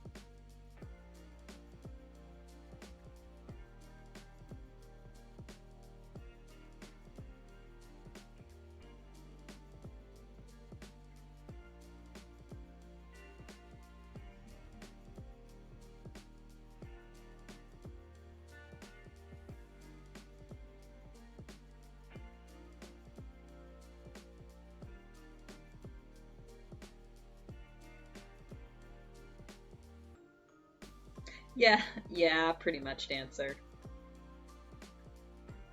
Sometimes she'll fall asleep soundly enough that she doesn't care, but then other times she's just like, no, don't touch me. I wish to lay on your lap with nothing touching me.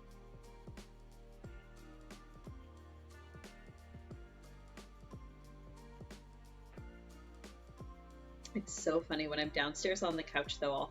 I'll have my laptop on my lap. And it takes up, I mean, when I've got my laptop, it takes up most of my lap.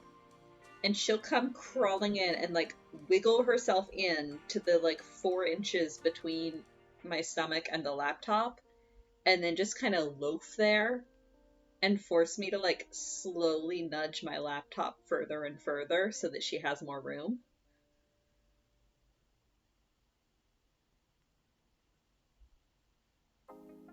No, Sasha does not understand consequences.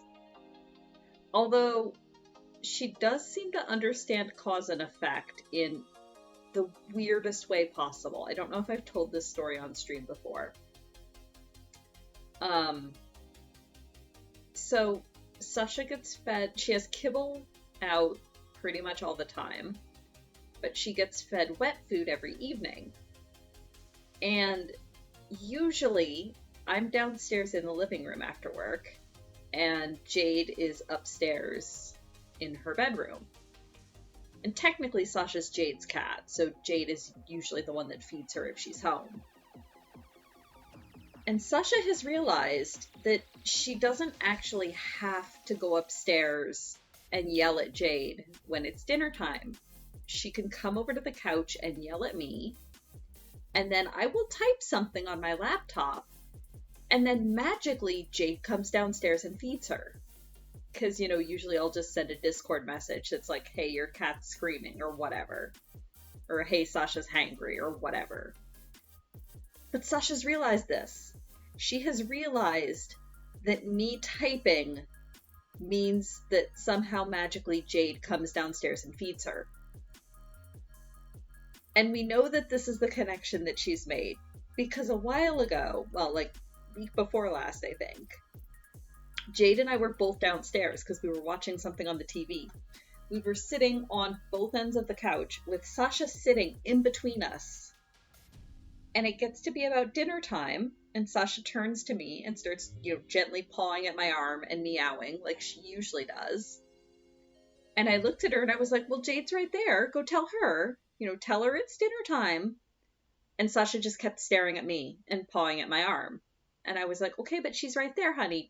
Tell your mom it's dinner time. And Sasha would not. She was just staring at me. So I pulled up Discord and typed a thing. And immediately Sasha whirled around to start staring at Jade. Like, she doesn't know why the typing works. She just knows the typing works.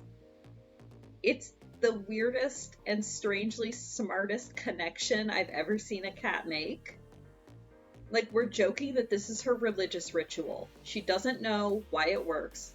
just that those exact steps work, and she has to follow those exact steps to be able to get dinner. Because it works. To her credit, it works. She just doesn't understand why.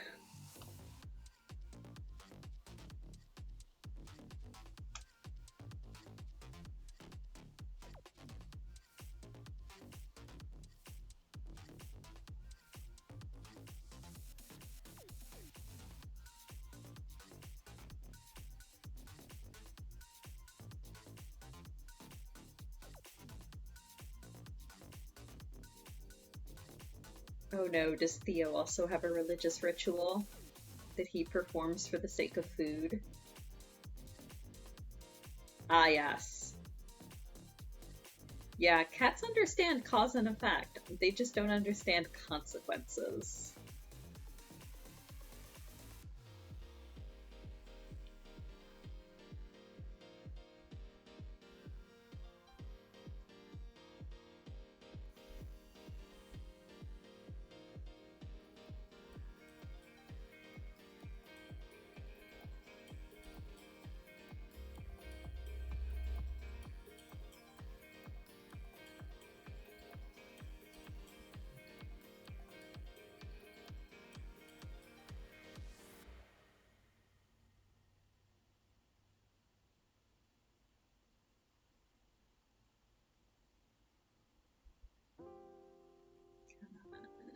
There we go.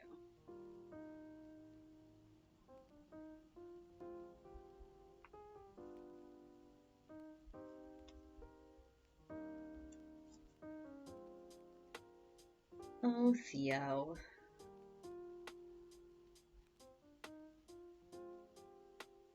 I mean, it's better. My mother-in-law's cat got so used to being fed at like 6 in the morning when she got up for work that she would go in, crawl onto the bed, climb up onto your chest, and then just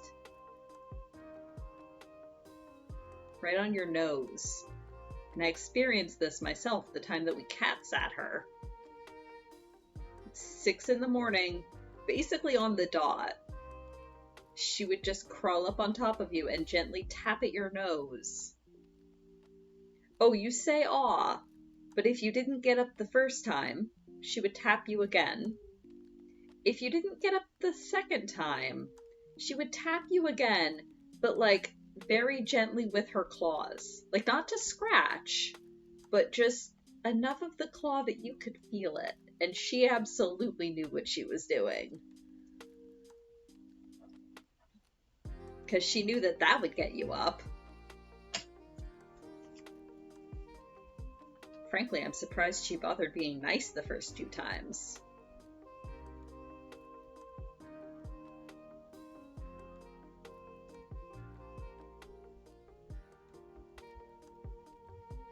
That was Biscuit. That was the ethereal white floof that you see on my slideshow.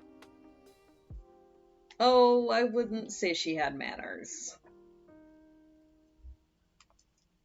This was also the same cat that we started calling her Skeletor, because when she got older, she lost a lot of weight and was just a very small cat to begin with. And she had the crankiest old lady meow I've ever heard in my life. She would just go, meh, meh. So we started calling her Skeletor.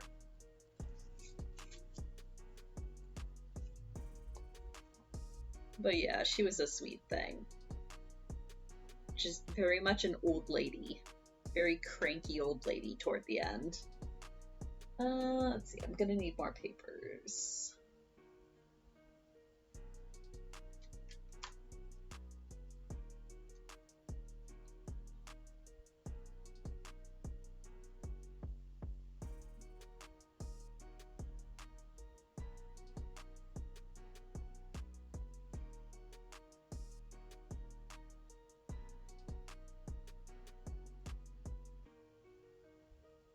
Aww. Poor Trixie.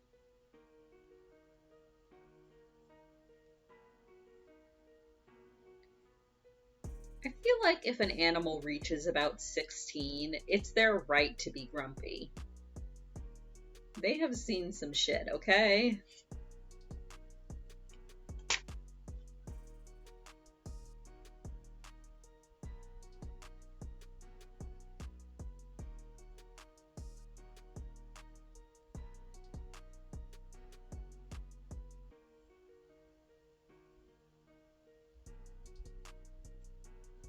Yep.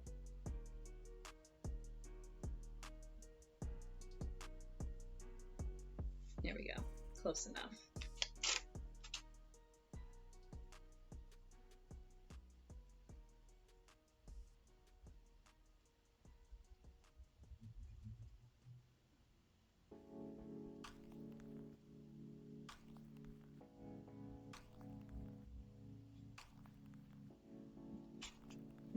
Probably more shit than they want to admit. Yeah, probably.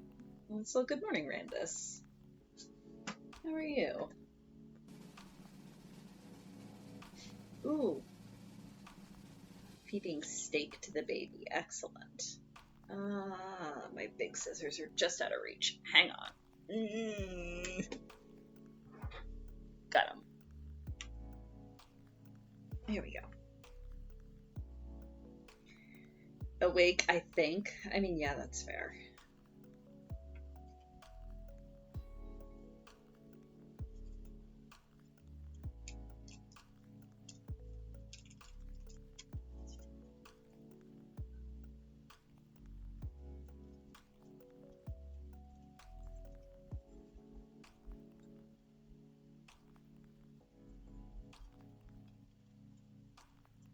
That's kind of the prerogative of a Sunday morning, though. These streams are meant to be lazy and awake, I think.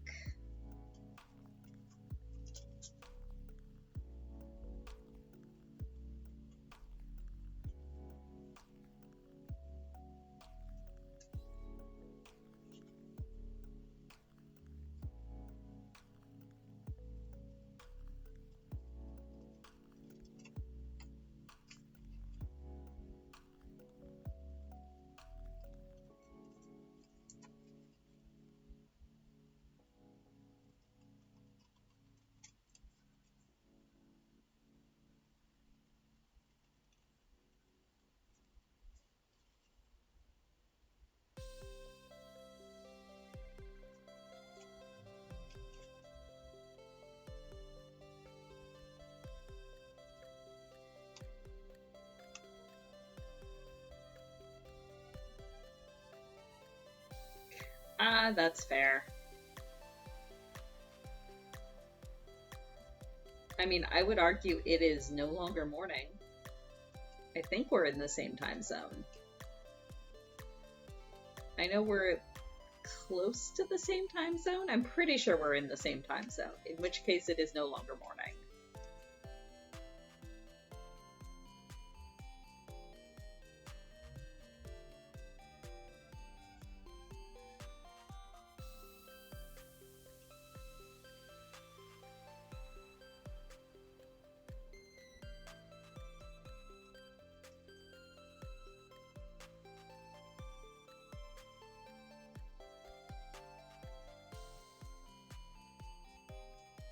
Speaking of tea, I have a cup.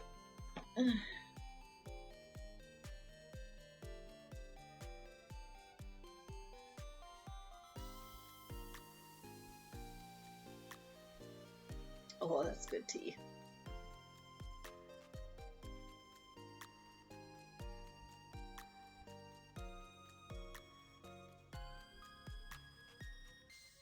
I brewed myself a cup of genmaicha, which is Japanese green tea, a particular type of Japanese green tea with roasted puffed rice in it. Oh, it's my favorite tea. I love it so much.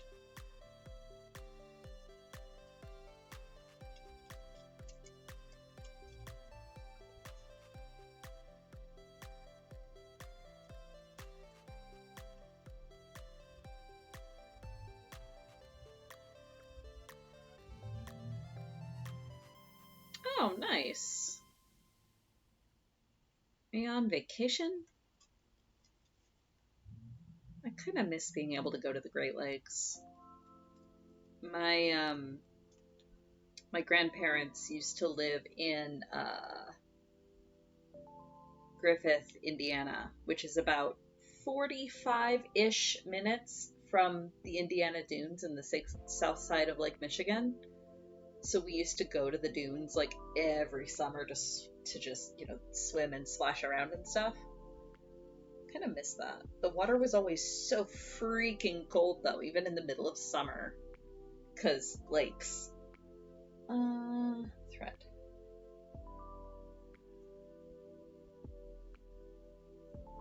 Ah, one of those. Well, in that case, my sympathies. Enjoy what bits of it you can. Escape as soon as you can. And my sympathies. Oh yeah, that was today. How'd that go, Kuma? I caught a tiny bit of your practice stream earlier in the week, but I couldn't stay for long. I had to go do things.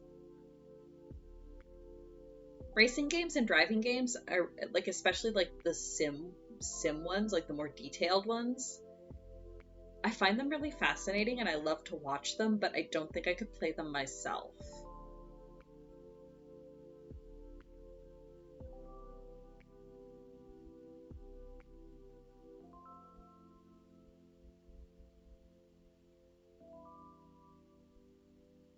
I don't have like the dexterity and the reaction time. But they're really fascinating to watch. Freshwater oceans. Yeah, not exactly, sort of. Lakes and oceans are very, very different. Very different beasties. Much. I mean, that's the best part.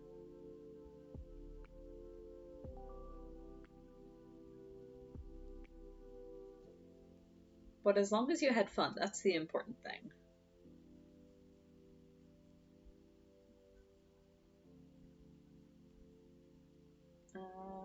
Pin. Need a pin.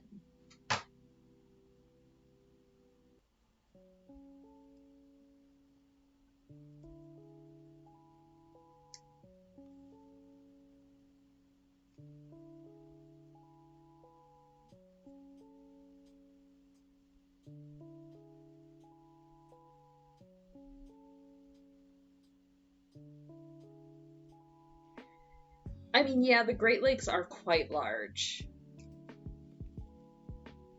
There's places where if you're standing on the shore of the Great Lakes, you cannot see the other side.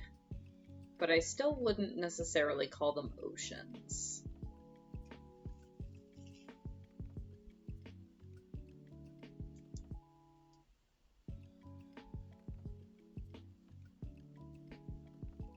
Although, to hear the crew of the Edmund Fitzgerald tell it.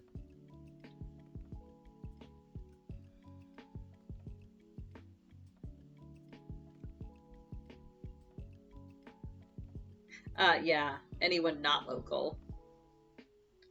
Also, welcome back, Kite. Possibly.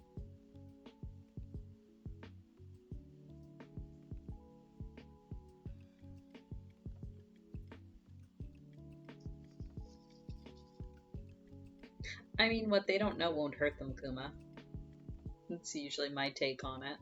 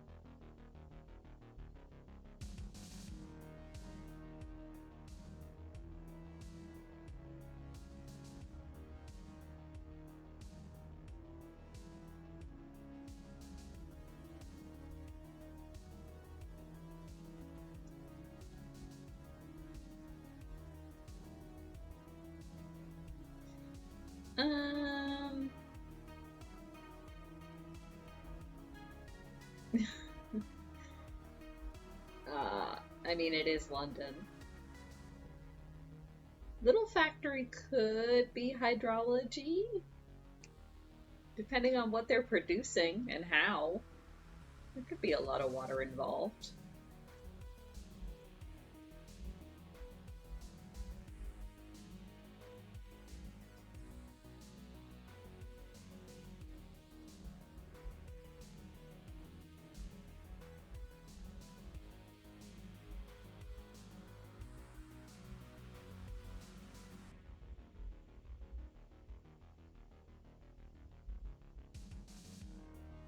Also, yes, good card games. And new people, lure new people into the card games.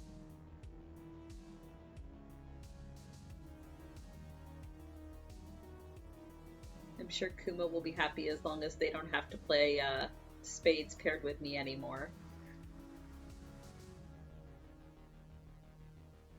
Aha!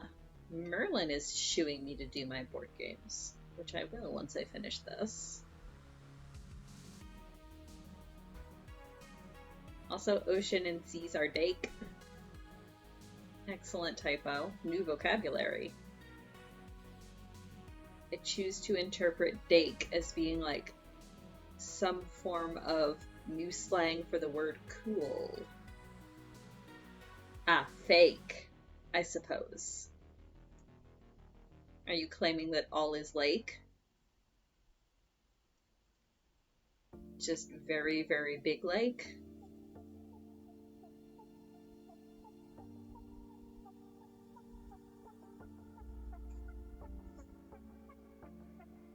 Pacific Ocean is largest lake.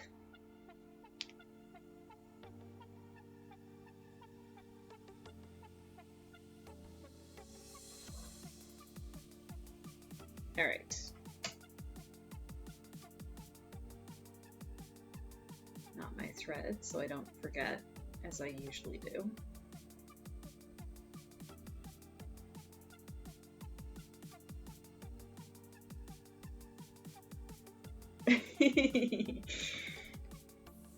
Caspian Sea is defined as not a sea by some people because it is only emptied by evaporation. I mean, that makes sense. Nope, that is the wrong. There we go, that's the one I want. Games.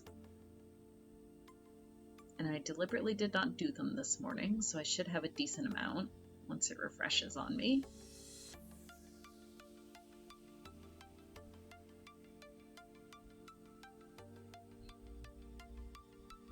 Beware, I have like 4 Next Station London games going with various randos because I quite enjoy this game. Okay. Ooh, interesting. Yeah, let's put that up there. Connect them. I'm connecting the dots. Actually, that's good. I'm connecting them. Next.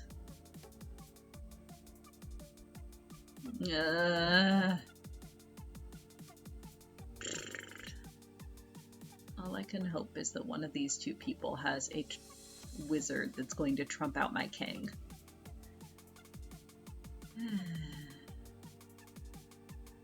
Next. Ah yes, the Cuddly Kite Hanafuda game. Sure, we'll claim that. Next. Hand and foot. Ooh, well, that's excellent. Done. Now what do I discard? I mean, objectively the 9. But I hate discarding when I have 2 things. Rude.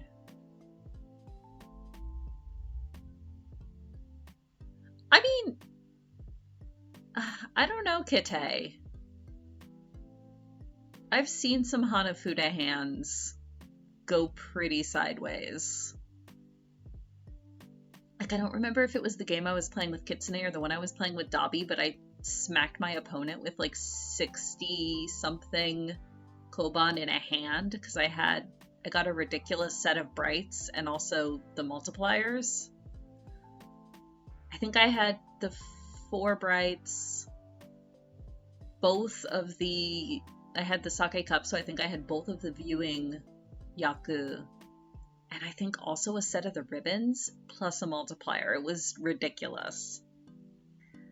Okay, so objectively, I want to do one of these two to fill in the 5. 9 and 9 or 12 or 6. 9 and 9, because that'll get me into positives. Well, into positives on that line. And then I probably want to do 5 again. 6 and 4. Yeah, I want to do the 6 and 4 because I've already got marks in both of those. Okay, next. Yes, Agricola, which I have been just generally flailing at that.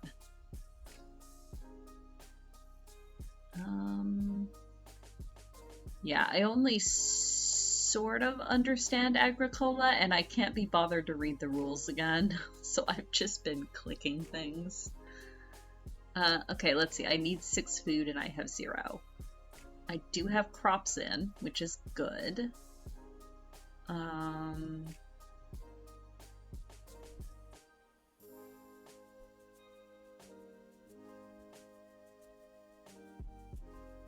But I might as well.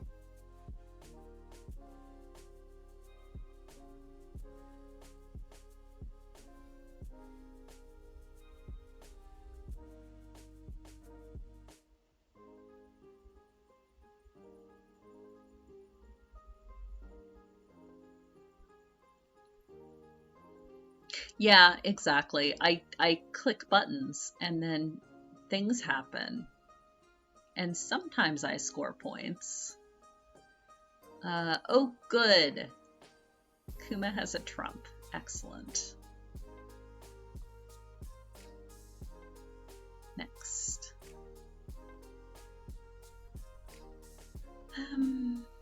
Yahtzee. 1, 2, 3, 1, 6.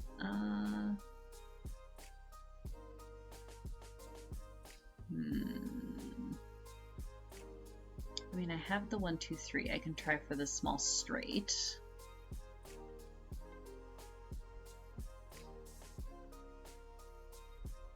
Nope.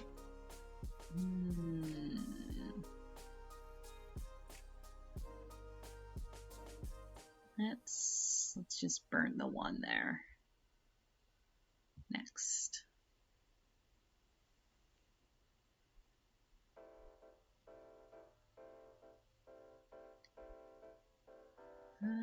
Okay, purple. Ooh.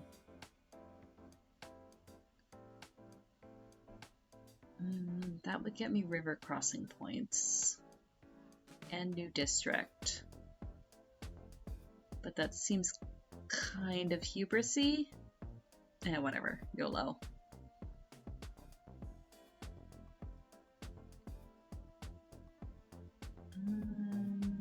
Oh, actually, even more hubrisy. YOLO. This is fine. Next.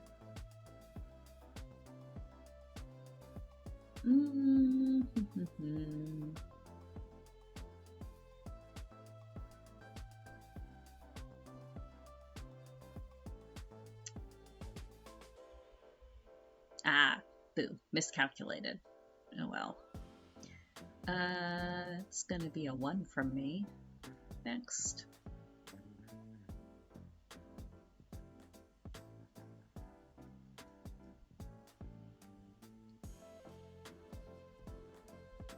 Oh gosh.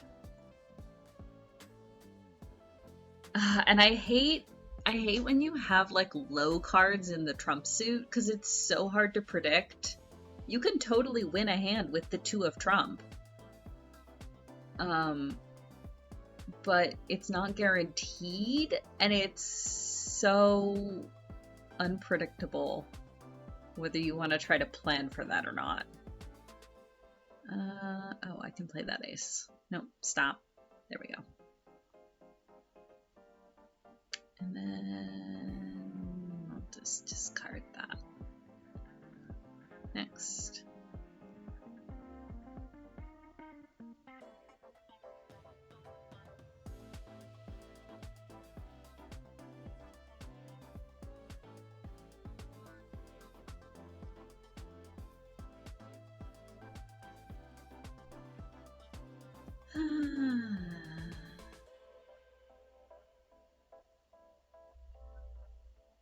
I enjoy this game conceptually.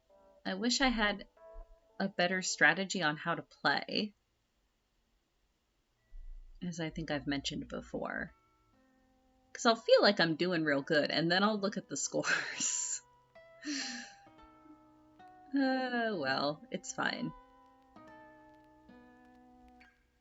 I enjoy building things, and that's all that matters.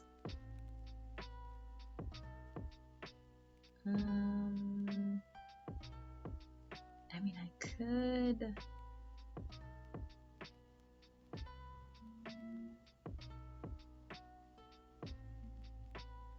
I'll do that. Next.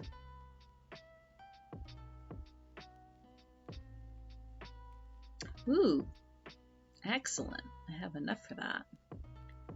It's overkill, but that's fine. I'll take it.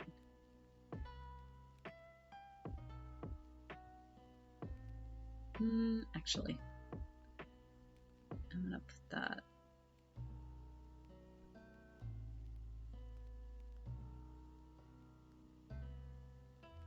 No, there we go. I'm gonna put that south. Confirm. Next.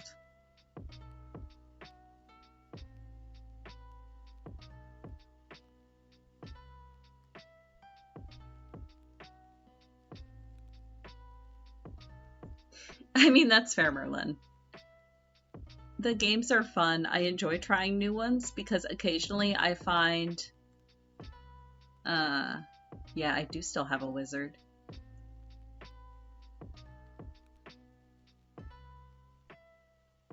Play my turn. Yeah, that's what they do. Okay, stretch and hydrate. Brief. Whoop. Sorry, I hit my camera. The camera that's not on right now. Stretch. Look at all of the super pretty Stella Dixit cards while I stretch and take a drink of tea.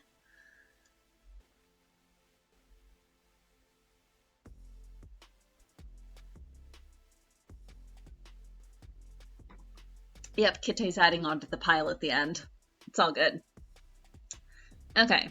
I love this game. Beautiful. So our prompt was clairvoyance, and I picked ones that I thought matched that prompt, and now I have to see if other people thought the same way I did. Let's reveal that one.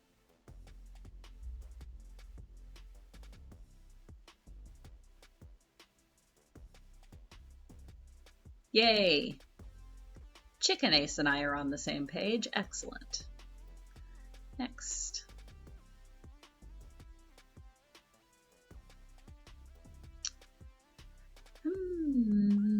Back to another London game. Hexagon, huh? Or no, Pentagon. There are no hexagons in this game, which is sad. I could form a hexagon with my lines if I got lucky, but there are no hexagon stations. Triangle. Next.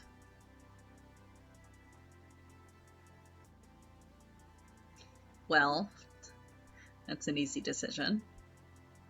Next. Tranquility. I love this game too, and we're doing really well.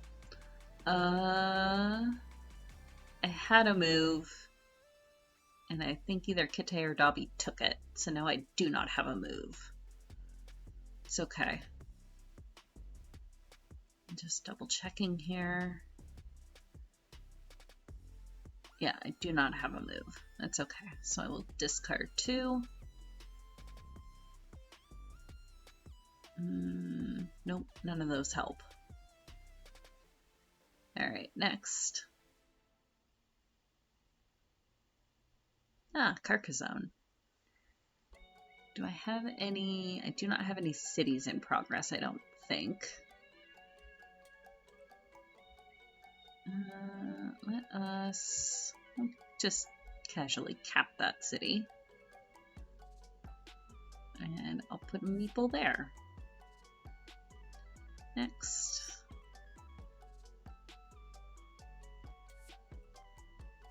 Six Nimit. I guess I'll play that. Oh good, that worked out. No, this round's gonna be messy. I will play that and hope somebody else plays lower than me. Is this back? Oh no, this is the other Via Magica game. I'm like, is this back around to the same Via Magica game?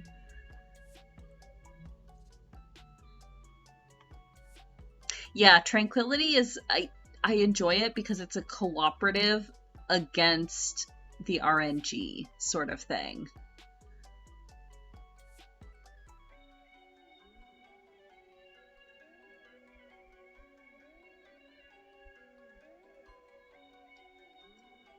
Yes, I have bullied Merlin into signing up for BGA and have not yet had a chance to show her the ropes or play anything with her. Yeah, let's go there.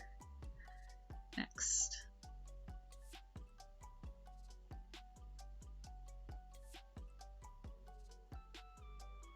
Yes, I clicked the button.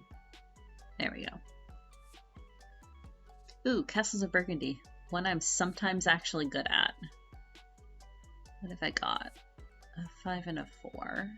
Well, I can do that.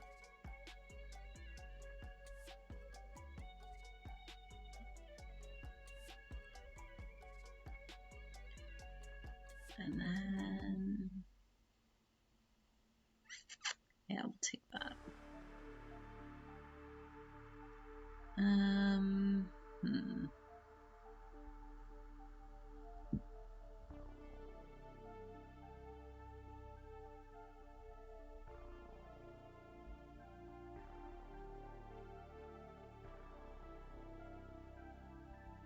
Yes, I'll take that.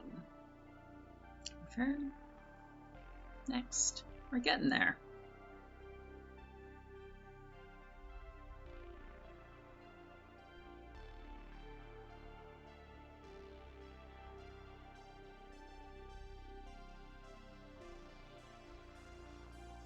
We do like making games.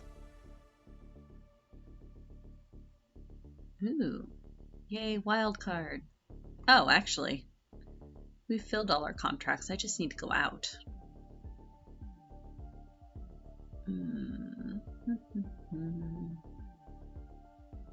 I mean, if the draw pile cooperates with me. Next. Ah, yes. The Rando Wizard game. Trump of Spades. I'm not first player. My question is, do I try to win something with the Queen off Trump or no? Because it could go either way.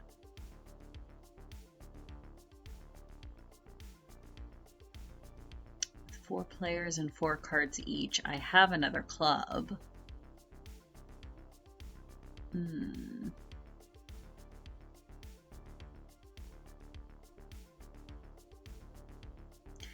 Bid 0? Yeah, I don't know. I feel like every time I bid 0, though, I end up winning one by accident, despite...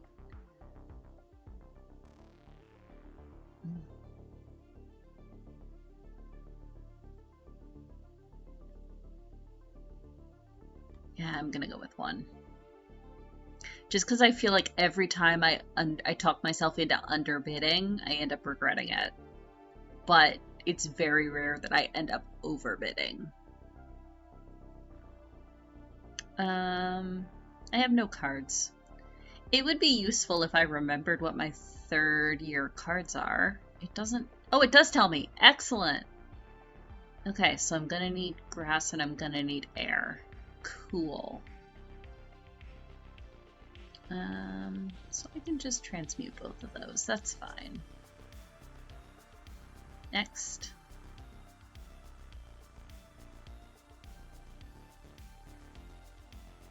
Ah yes, back to Kitai.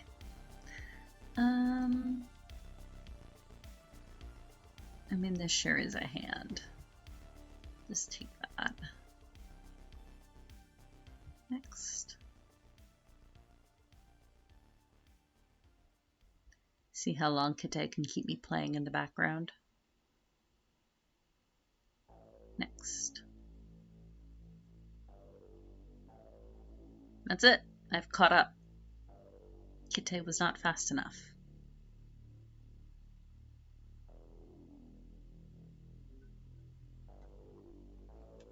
Okay, and I've missed half of what's happened in chat, but that's the button I need. There we go.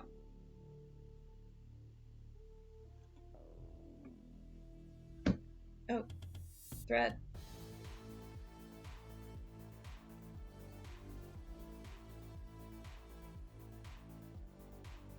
This is fine.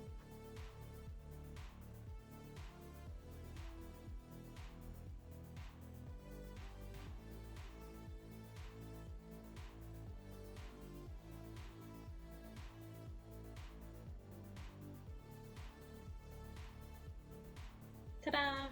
I have board gamed.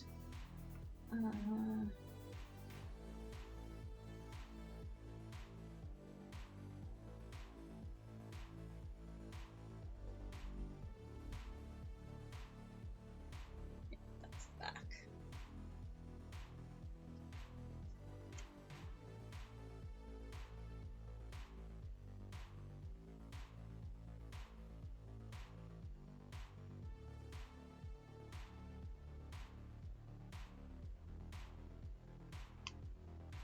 I find that lately I've very much been enjoying the dice games.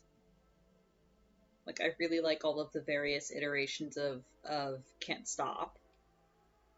And Next Station London is interesting because it's a nice combination of like strategy and chance, depending on what card gets pulled and where you've got yourself situated. And then also the card games. Wizard and Hand and Foot are kind of my go-to. I like spades, but I'm really bad at spades, so I end up feeling really bad for Kuma whenever they get stuck partnered with me. Because it always seems to be Kuma.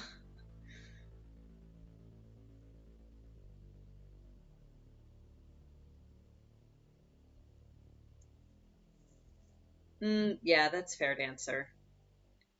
I can definitely see.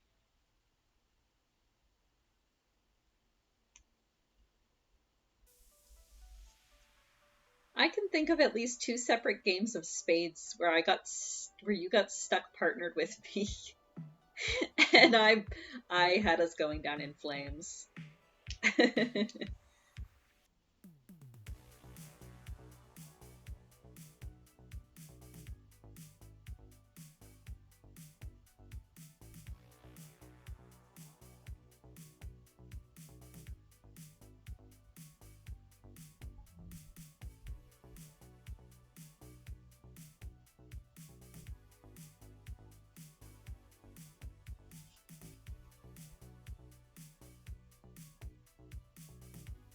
Oh, seen it as fun.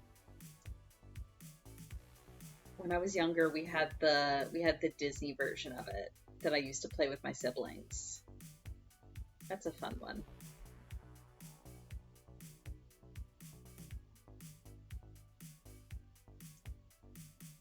Oh, so clearly we need a game of spades where it's me and Kitsune partnered together, and then it's just a free win for the other team. Yes?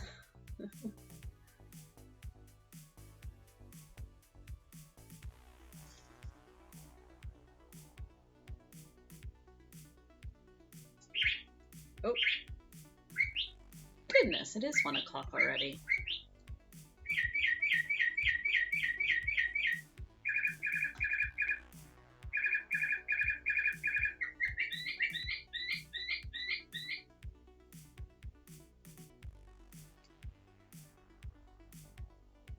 I mean, I'm biased, Merlin, but I would be happy to start a game of Wizard with you, because that one's fairly straightforward and easy to get the hang of.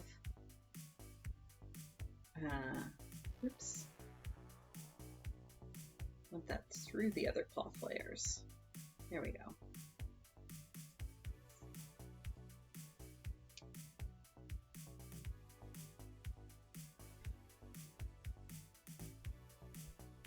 And also the interface for that one is fairly good. Some of them, the game is fantastic, but the way they have it implemented on Board Game Arena is not stellar. Cough, cough, mahjong, cough.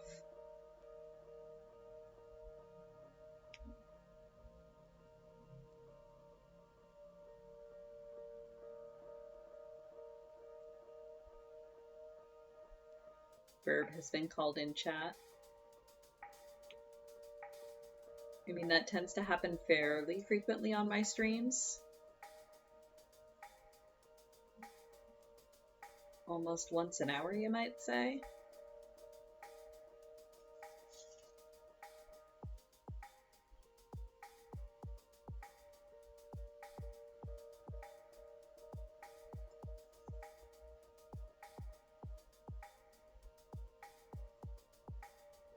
Yep.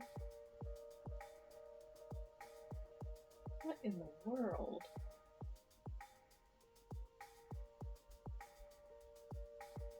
Something is shaking my building and I cannot decide if it's just a large truck going by outside. Uh-oh. What about that season's game, Kate?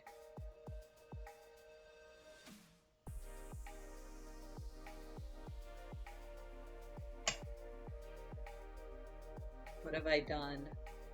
What have you done?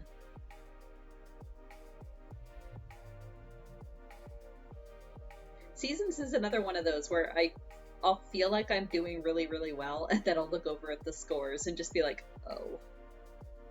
At least with Seasons, I do occasionally win a game, though.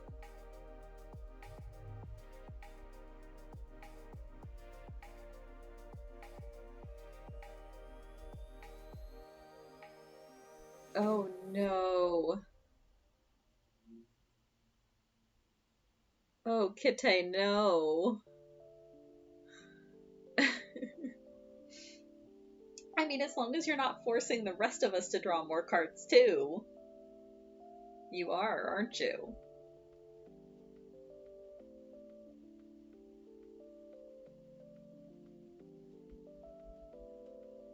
I mean, no, Kuma, if they already have 15 cards, drawing more is good. That's negative points. The more they have in the more they have stuck in their hand, the better it is for the rest of us.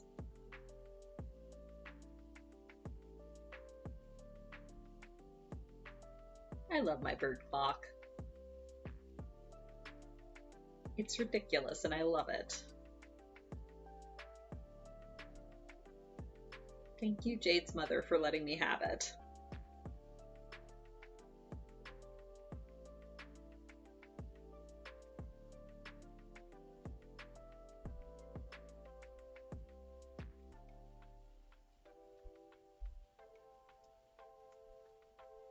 I can't believe you broke Seasons, Kite.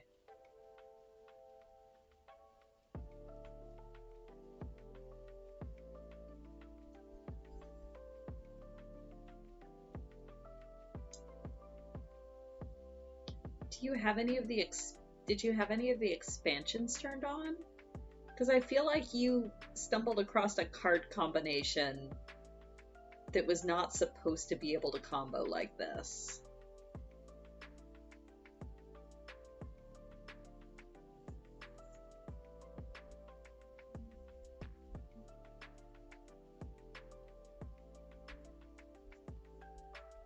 Oh man, I just thought another card game that I really should pull it out again because Kara and I have it physically and used to play it all the time.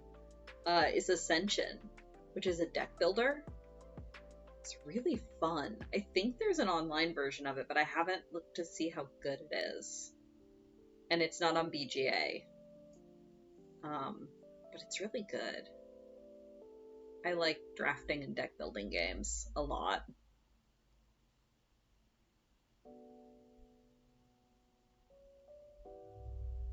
Dominion is another good one. But I don't think we actually own Dominion. We do own Ascension, plus several expansions.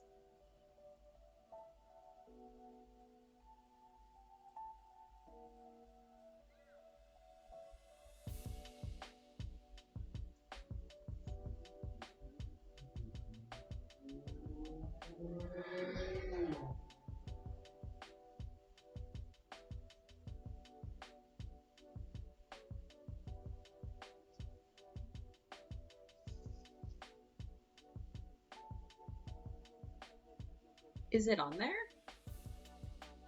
I haven't actually looked.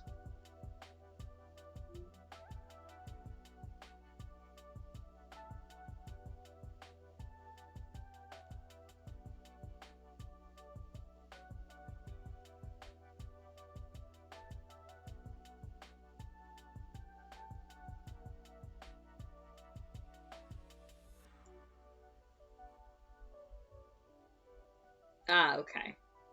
That's what I thought. I hadn't seen it on there at least.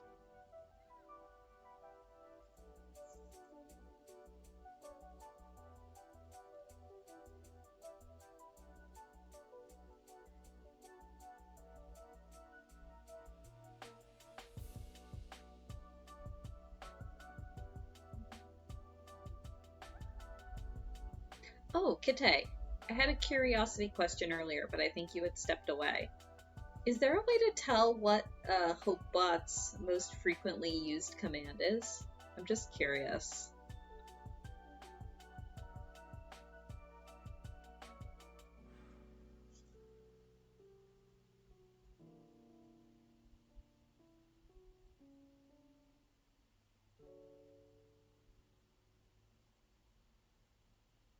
The street. You are Eorzea's only hope.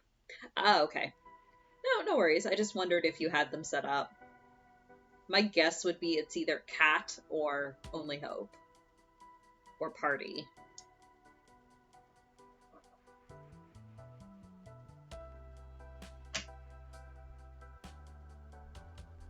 Or at this point, possibly fox? Question mark? But probably overall it would be only hope. If that's counted as a separate command, which I assume it would be.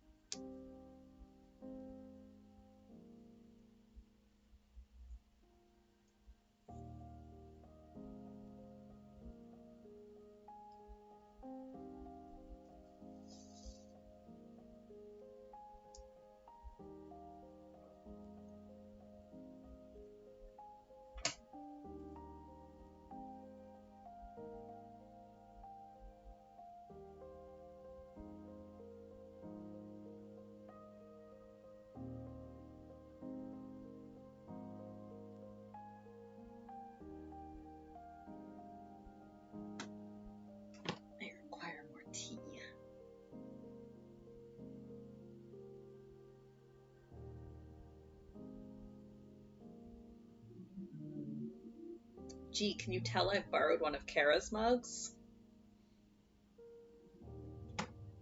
I mean, they're communal mugs, but there are some that are more mine or more hers or more Jade's for various reasons.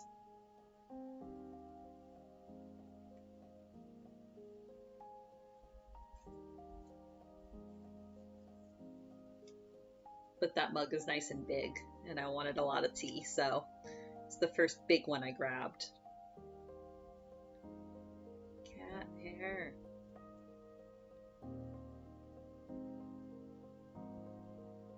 Oh, we're planning to, Merlin. Next paycheck, there will be incoming orders. I'm just trying to decide. So I want to get a mug very specifically for Kriya, my warrior of light. And he's a scholar. But I can't decide if I want the text on it to just be, "This is fine," or "Don't even worry about it." Because both of them are very in character for him, while also being really funny.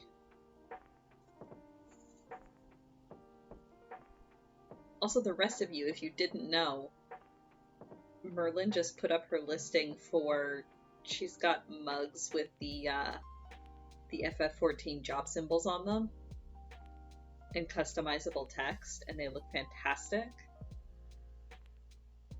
Yeah, yep, they're custom made. Merlin, if you want to drop a link, please feel free. My only question is, are they dishwasher safe? Not being microwave safe is fine. I don't tend to microwave my stuff anyway, but dishwasher safe is kind of not a sticking point. We'll buy them either way. It's just good to know. Ooh, they're both excellent.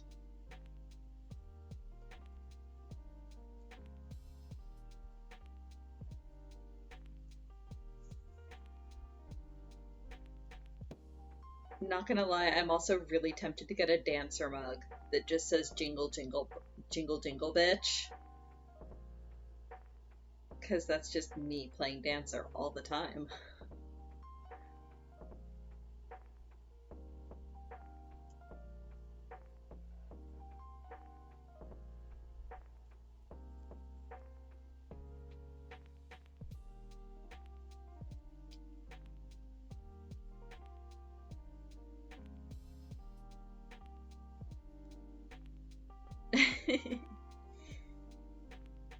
I mean, I don't know, dancer.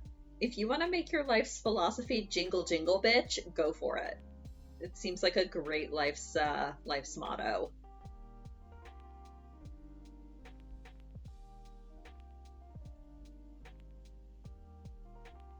Hold me closer, tiny dancer.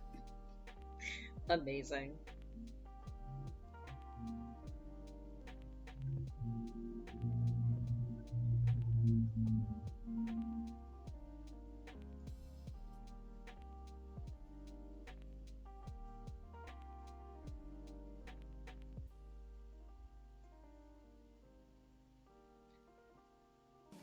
Ooh, tacos for the baby. Excellent. I believe Kara is planning to get the Dragoon mug that just, with text that just says "Floor Inspector." I believe is her current plan, unless she comes up with something she likes better.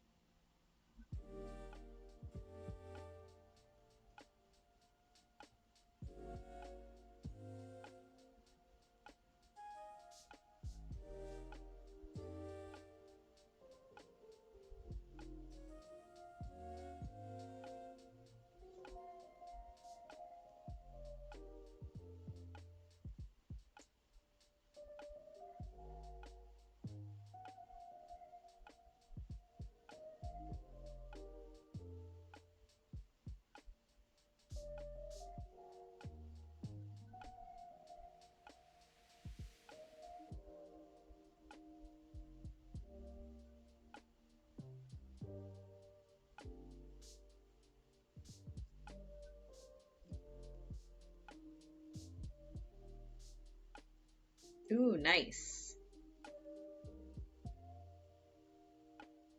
How long does it take you to do them? Because it's like a multi-step process, isn't it? To be able to overlay the design onto them.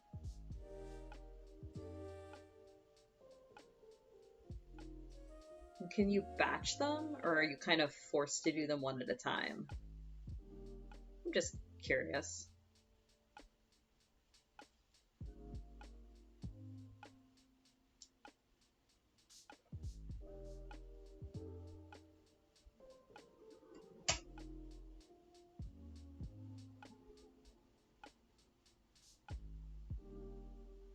Hot patat.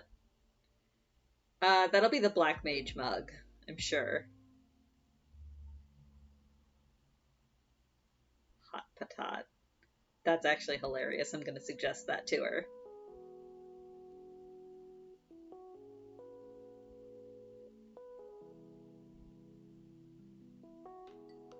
Ooh. Okay, so at least that's not terrible. It's not like my dumb resin taking 48 hours to set.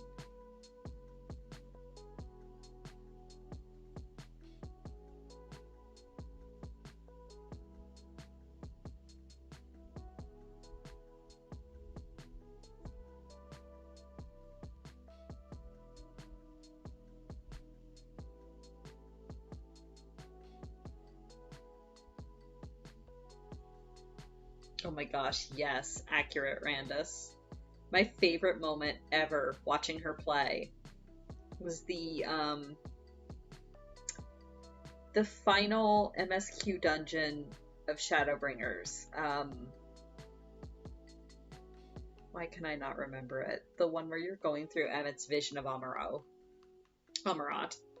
and of the final days, and you get to the final boss, which is on, you know, the giant platform floating out in space, and you've got, yeah, okay, yeah, the dungeon is just Amarat, you're right, and you've got the tiny little notches that you have to like duck into to avoid the giant fire breath, yeah? Well, it turns out that when you do the dragoon jumps, you can't jump diagonally across that little gap. So she was on one of the little notches and targeted the boss and went to use one of her jumps to jump back over to it. It wouldn't let her cut the corner. She hit the corner and just immediately plummeted straight down and died. And it was in a trust, so of course she ended up having to start all over again, and I was laughing my ass off. It was the funniest thing I've ever seen. It still let her attempt to jump, but it would not let her complete the jump. It just instantly killed her. It was fantastic. So yeah, of note, you cannot jump those gaps using the dragoon jumps. It would be just like if you tried to Audavant across it with a dancer. You would just go straight down, because you're technically off the edge.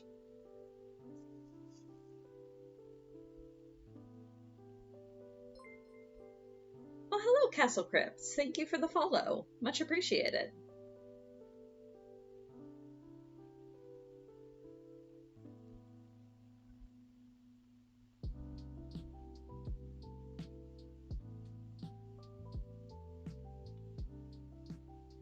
I don't know why I always try to pronounce Amarat as Amaro. I think because my brain interprets it as being fake French and tries to drop the last T.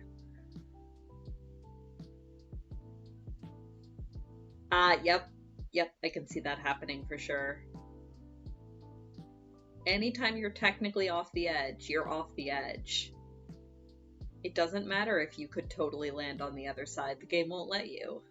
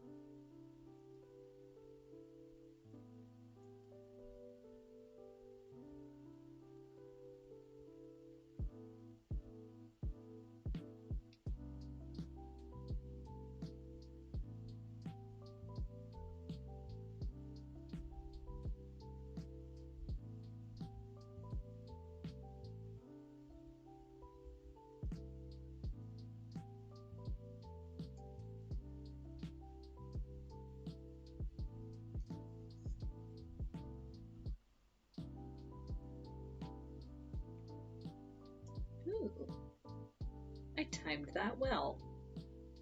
My thread and the amount of papers I had cut have run out at exactly the same time. That doesn't happen very often. Oh no! I mean, yeah, I was getting constantly yeeted by Ralgar just because I didn't know what the tell was. I couldn't figure it out in the heat of the moment.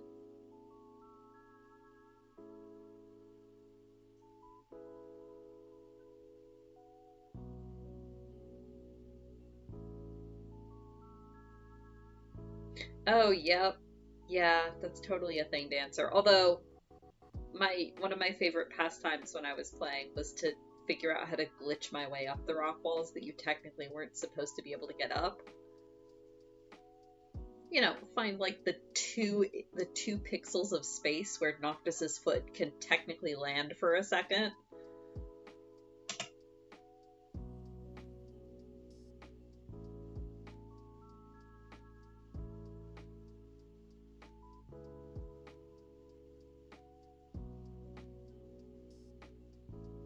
Oof. Oh, that's rough. At least I had the excuse of it was day 2.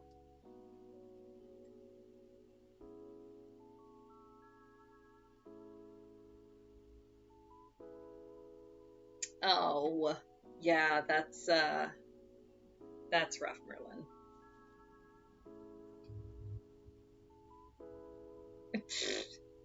Yup, that sounds right, Dancer.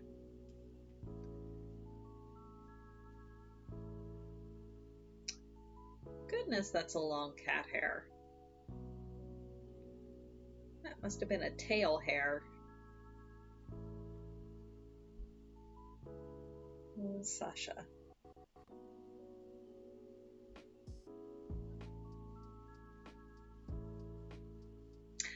Yeah, essentially. It's like, no, I can totally get up this wall. I will force my way up this wall.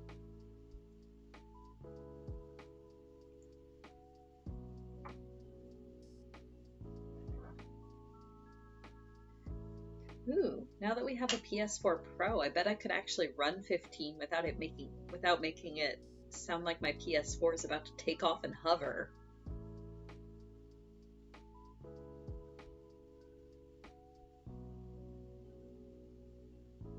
Like, I will say one thing, for all of its story problems, FF15's game engine is gorgeous. Like, one of my favorite parts of the game was just wandering around in the world. Because it's so effing pretty.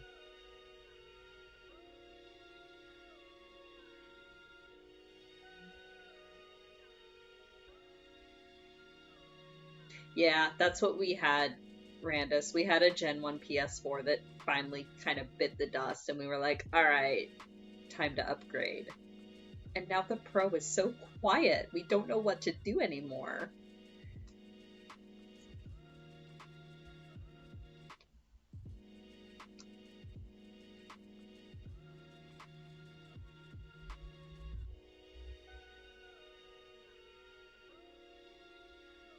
Oh no! Kite, that sounds either delightfully fun or insanely frustrating. Or possibly both.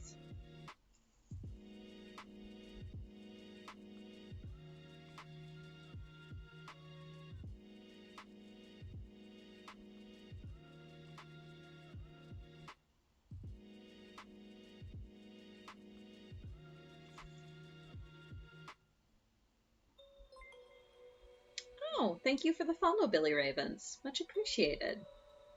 Welcome. Oh no. Yeah, maybe invest in a controller, Kite? Availability, Randus. We are planning to get a 5. There are none to be found at the moment, and we're not willing to pay scalper prices. And we're patient enough. There's nothing out yet that's 5 exclusive that we're desperate to play, so we're willing to wait a while to upgrade.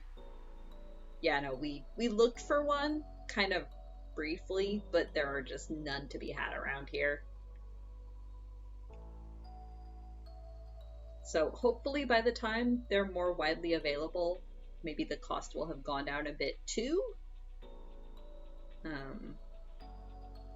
Yeah, eventually we'll end up getting one.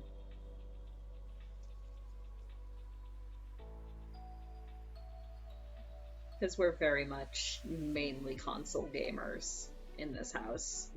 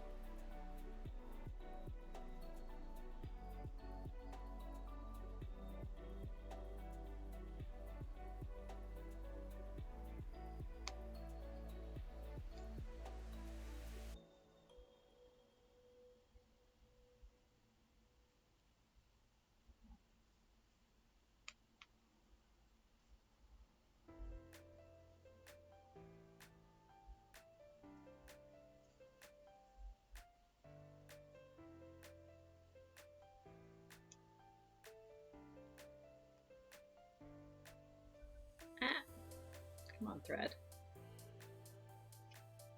Behave.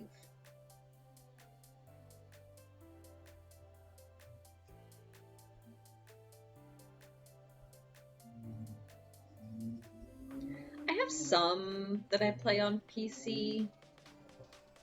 Like a lot of, okay, so usually my delineation is if it's a game that I'm going to focus on playing and playing it is my main activity, I'm gonna play it on console. So like most of my RPGs, FF14, or anything that's like super graphics heavy that my computer wouldn't run anyway.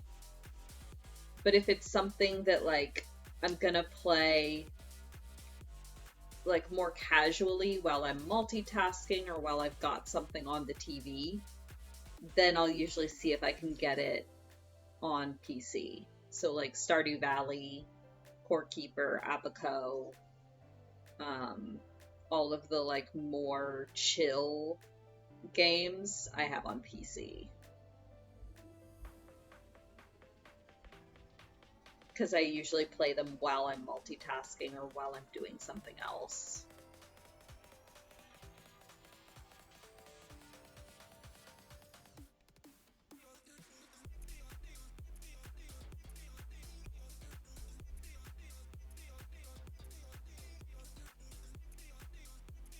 For FF14, we do indeed. So yeah, you will unfortunately never see us online at the same time. When I finally get a PC that's like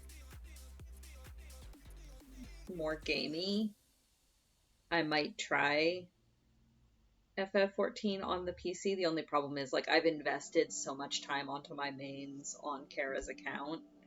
There's no way to transfer that. So I'd basically be creating an alt specifically for the purpose of like playing with Kara at times. But I mean, most of the time we're pretty good about, oh, you're gonna play? Okay, cool. I'm just gonna sit here and watch. Or, oh, I want to play. Okay, you can sit there and watch.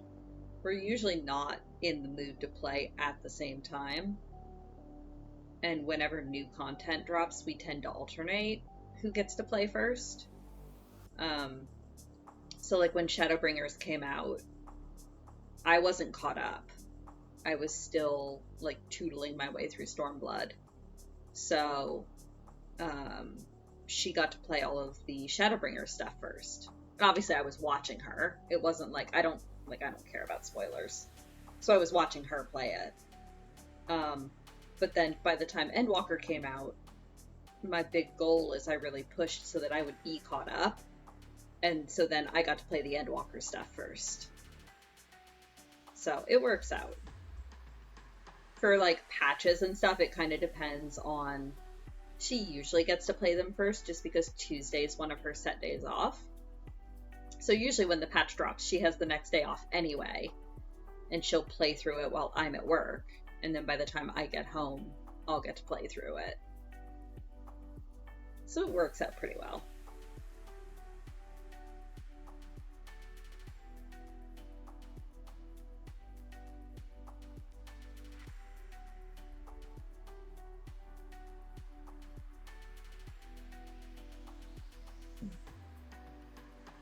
Pardon. I didn't need to tie that off there. This is fine. It's the second time I've done that today. I am clearly not terribly awake at the moment. This is fine.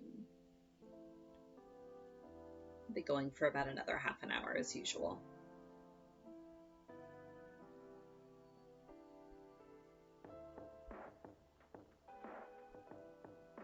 Ooh, yes.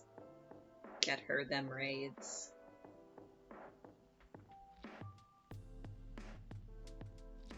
Sleepy times, possibly. Possibly nap time. I didn't sleep great last night, so yeah, a nap might actually be in the cards.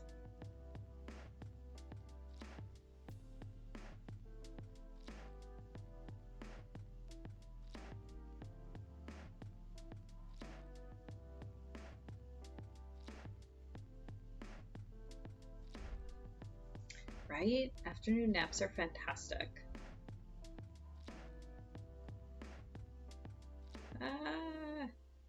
There we go. Almost had a knot there. Hate when thread does that to itself.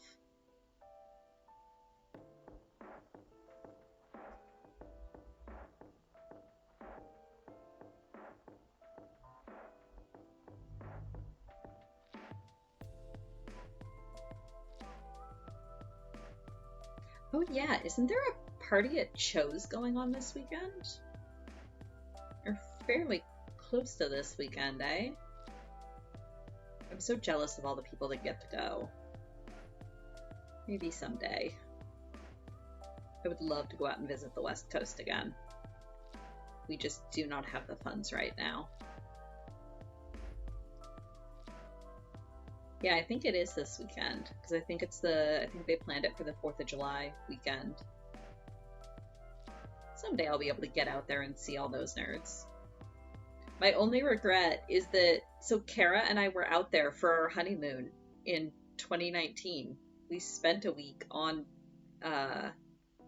Victoria Island and actually hung out with Deb and Brad for a night. Who are the founders of our FC for people that haven't been around that long. Unfortunately, life circumstances have meant that neither of them have gotten to play in a really long time, so most newer players have no idea who they are, but they're fantastic people. And Kara and I hung out with them for a night, but that was before we had really started watching Julie's streams. So we didn't know Julie, and we didn't really know like anyone else out there that's around like the Seattle, Victoria, Vancouver Island area. And now I really regret it, because it would have been fantastic to be like, hey Julie, you want to grab lunch or something? But we didn't know her yet.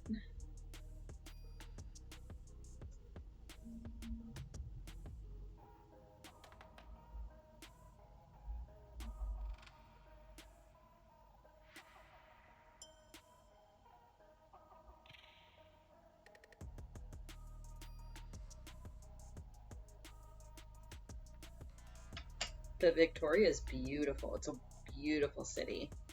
I would love to be able to get back out there and visit at some point.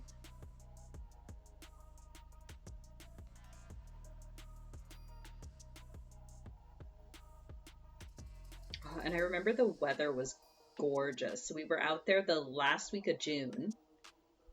It was actually just about 4 years ago last week, or 3 years ago last week. It was the last week of June because we were flying home on Canada Day, I think, like early in the morning. And the weather out there was beautiful. It was like 15, 16 every day, maybe a high of like 19, fresh, crisp breezes. And then we got home to Ottawa and stepped out of the Ottawa airport, and it was literally like 31. It was the worst. It was like the most jarring weather transition I've ever gone through.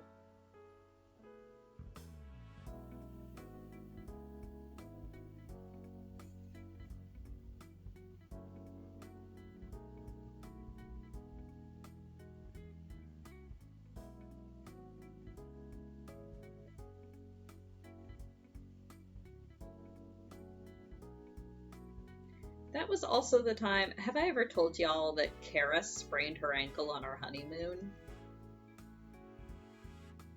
Because we were out. So the first weekend we stayed with some of Kara's relatives. Her aunt lives out there. So we stayed with her, went to the Bouchard Gardens, which are a gorgeous, huge botanical garden out on Victoria Island. Well worth a trip if anyone ever has the chance. It was beautiful. And then, so her mother, Kara's mother, and her aunts, their wedding present to us is they had bought us a couples retreat at this, I don't really know what to call it. It is a retreat, but it's like a spiritualist retreat, that's on Gabriola Island. But they had bought us a couples course that was specifically about communication and how to, basically how to make sure you're heard and understood and how to listen to your partner. It was actually wonderful. It was a fantastic course. And like how to resolve conflict when it comes up in a way that's mutually respectful and beneficial and productive,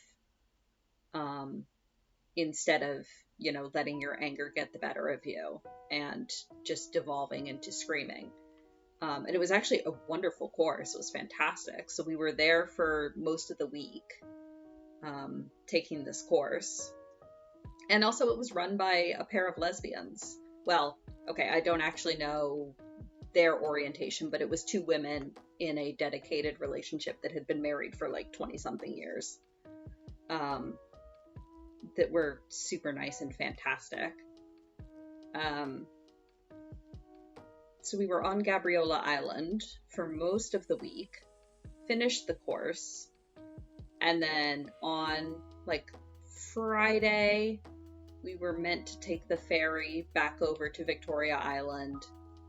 Friday night and Saturday we were going to hang out with Ash and Brad in Victoria, and then I think early Sunday morning is when we were going to fly back home to Ottawa.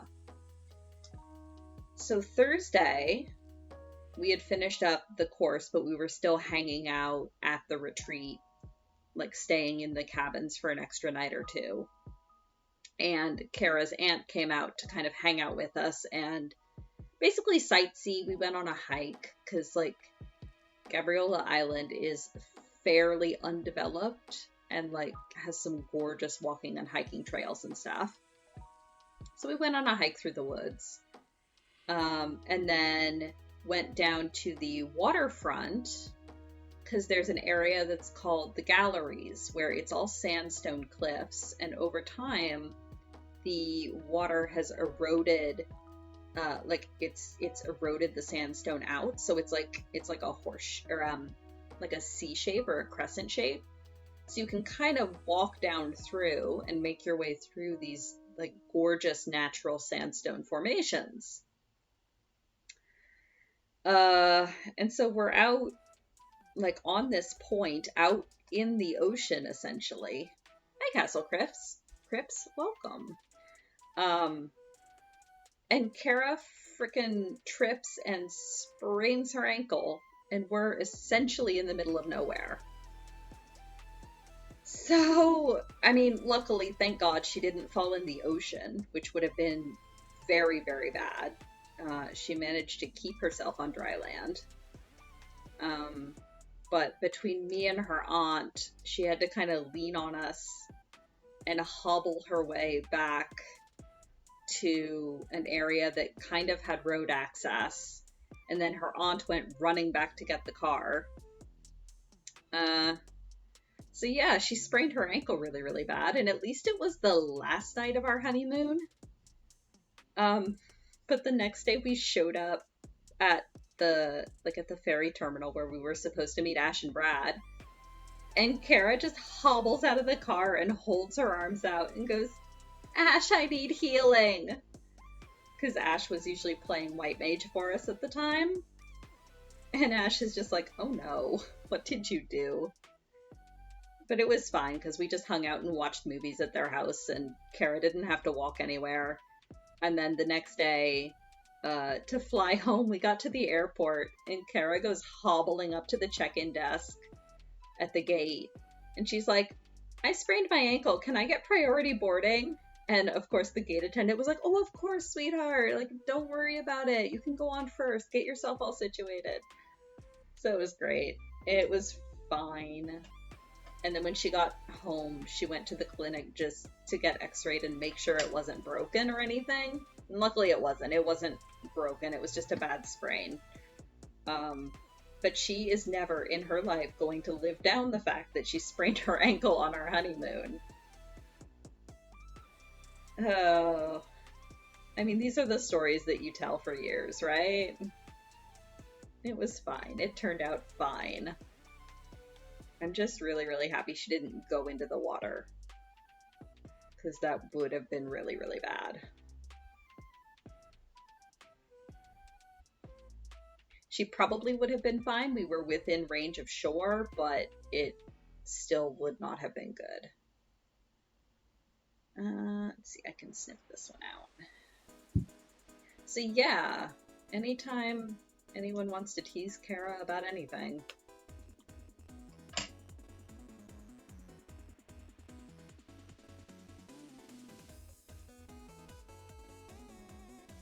Ooh, yeah, oof, that's rough, Dancer.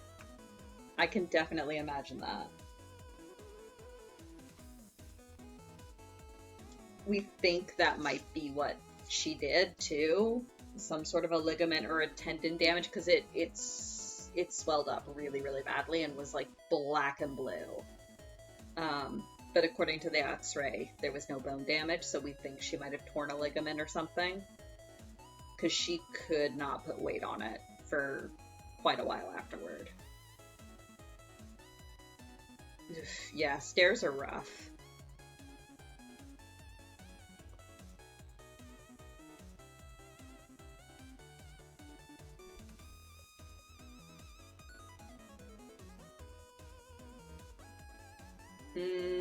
Yeah.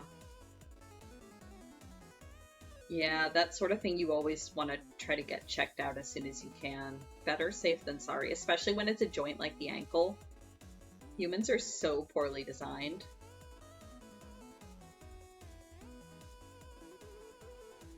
I mean, that's true. Feel free to tease her about any number of things that happen in D&D.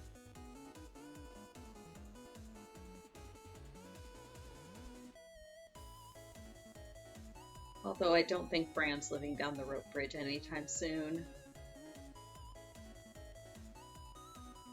Because we were talking about that with Jade yesterday, and I was like, mournfully, you know, oh, I got defeated by a rope bridge. And Kara just goes, nope, you didn't even get defeated. You didn't fight it. You surrendered to the rope bridge. Which I suppose is true. And even more sad. But this is what I get for making a centaur. Like legit, stuff like this is why I like playing centaurs.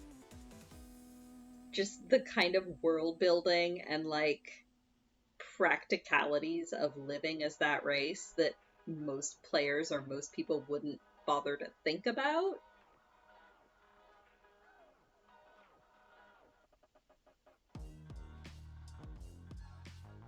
Oh, yeah, that makes sense, Dancer. It's still really rough.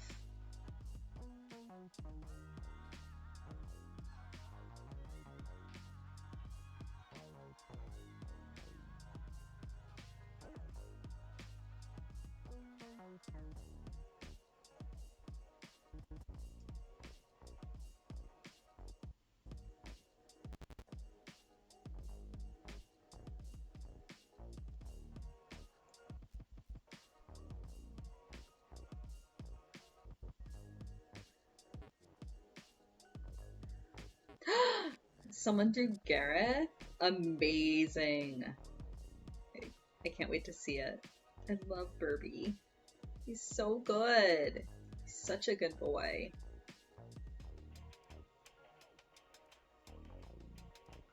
I mean, yeah, if everyone has to cross the rope bridge, I legit don't know what Bram will do. He'll probably backtrack, go around the long way, and cross the stream up where it's shallower and come up the other side to just like bypass the bridge entirely. Because there's no way he's getting across that bridge. Not with his dex score. Because, like, I feel like at this point he would have to roll multiple natural 20s, and with his dex modifier, that is not happening. I mean, he'll probably take his chances with the cliff rather than the rope bridge. Ooh, I love hexaquilt. Well, clearly I love hexaquilt tops. Hexagons are bestigons. But I'm sorry that you've been ill, Castle Crips. I hope you're feeling a bit better now. I mean, okay, to be fair, Kitsune, it's not technically Randus. It's in the module. It's a gnomish rope bridge. I just happen to be playing a centaur. With big hooves and a dex score of 8. So... the rope bridge is not his friend. We'll put it that way. Oof, yeah, that's really rough. I do hope you feel better soon, Castle Crips. I'm wishing you all the luck. Luck and good health.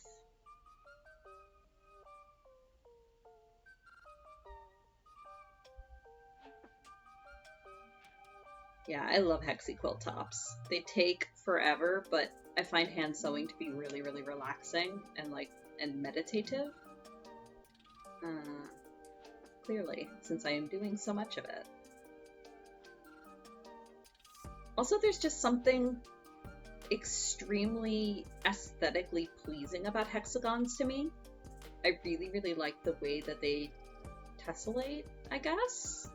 I don't know, I just find them much prettier and better to look at than just like squares or triangles or pretty much any other shape.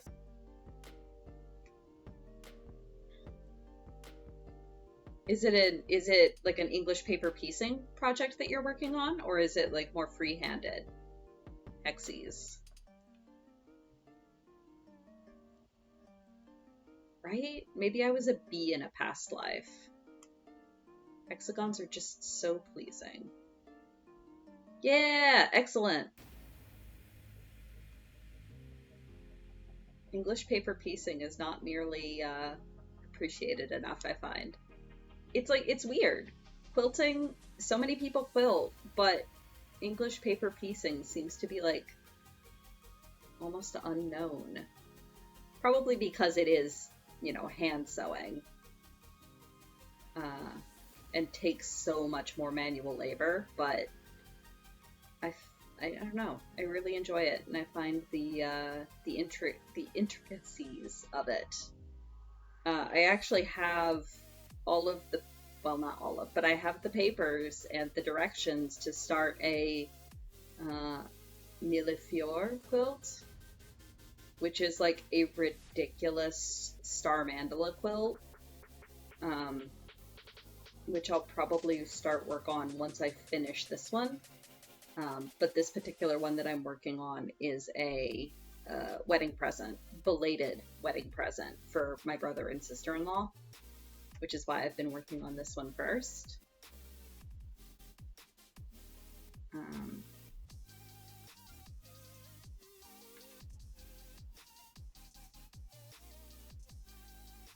No, yeah, no, that really doesn't surprise me though, Dancer, because like I said, English paper piecing, I think because it is exclusively hand sewing, um, most quilters either don't bother to learn it or it just never gets brought to their attention because they're learning machine quilting or machine sewing. And English paper piecing, by its very design, can't be done on a machine. Um, and it does take a lot more patience and a lot more. It takes a certain sort of person, I think, to enjoy doing English paper piecing. I'm not faulting people for not learning it at all. It doesn't really surprise me.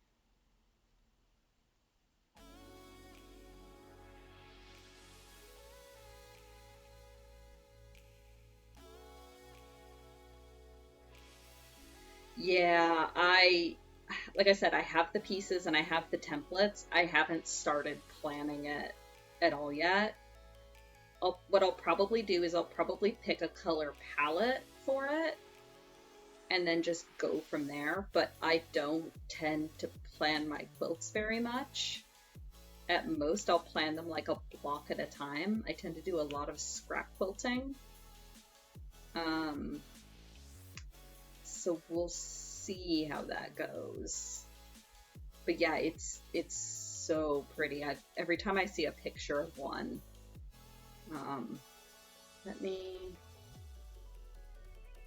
see if I can pull a picture real quick for people that don't know what we're talking about. See if I can find a good example.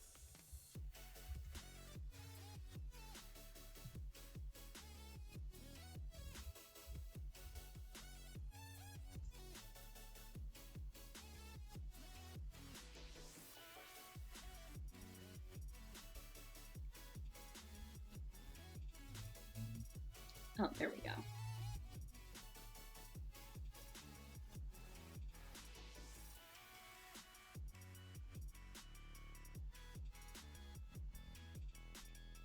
Just straight up the quote from the book cover.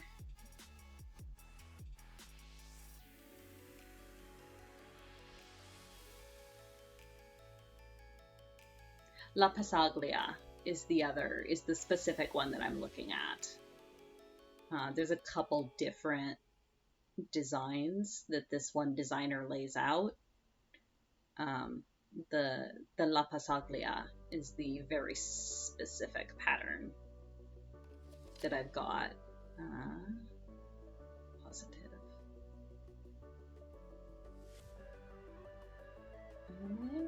There.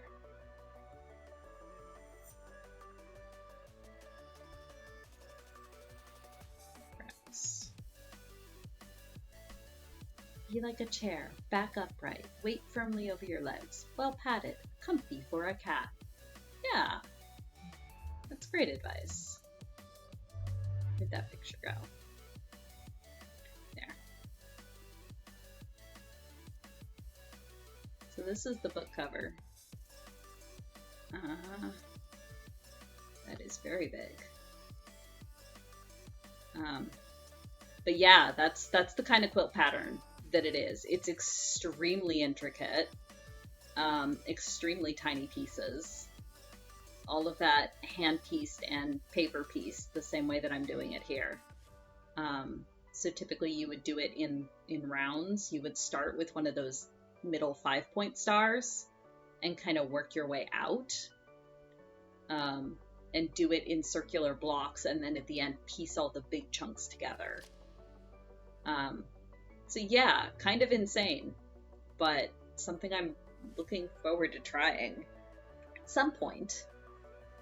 Like I said, that'll probably be my next big stream project once I finish this one, which hopefully I'll do at some point. I mean, I've been working on it steadily.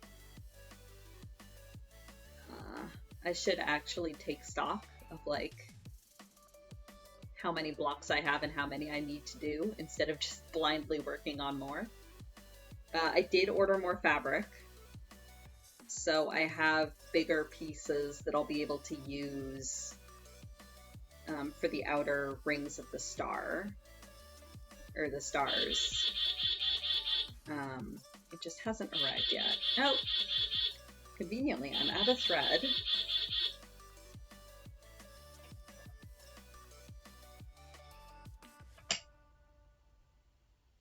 That is 2 o'clock, Burb. Is it? Yes, it is. So I will, in fact, call it Fabric for the Fabric God. Exactly. I may or may not also have ordered a book or two that I definitely don't need. Shh, it's fine. It's fine. Don't even worry about it.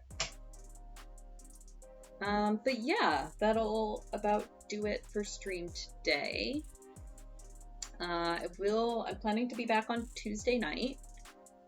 Don't know what I'm doing yet. If people want to watch me play FF14, I can totally do that. We should have DC travel, so if people want to show up and hang out, we can totally do that. Run some stuff. I don't know. Whatever y'all want to do. Wednesday, I will be playing Pokemon as usual, and then we'll be back here next Sunday with more of this. I will probably try to work on some more of this over the course of the week. We'll see how that goes, because I've been trying to really work on my resin stuff, which I can't really do. I mean, obviously I can't do it on stream. But the problem is once I do a resin pour or resin work, then I can't be in this room because there's fumes. I have to like open the window and leave the room for a couple hours. So it's been interesting. We'll see how it goes. But yeah. I know Julie was not feeling great, so I don't know if she's planning to stream today or if she started. Let's see. No, it looks like she is not up. And neither is anyone else, strangely. For 2 o'clock on a Sunday. So I will send you toward Dash Ducks. Yeah, so thank you for showing up to hang out with me. Thank you to all my new followers. Thank you to my subscribers. Thank you to people who rated me. Like, that was completely unexpected and very appreciated. So yeah, thank you so much. Enjoy your days. Enjoy the weather if it is nice. Take care of yourselves, and I will see you guys later.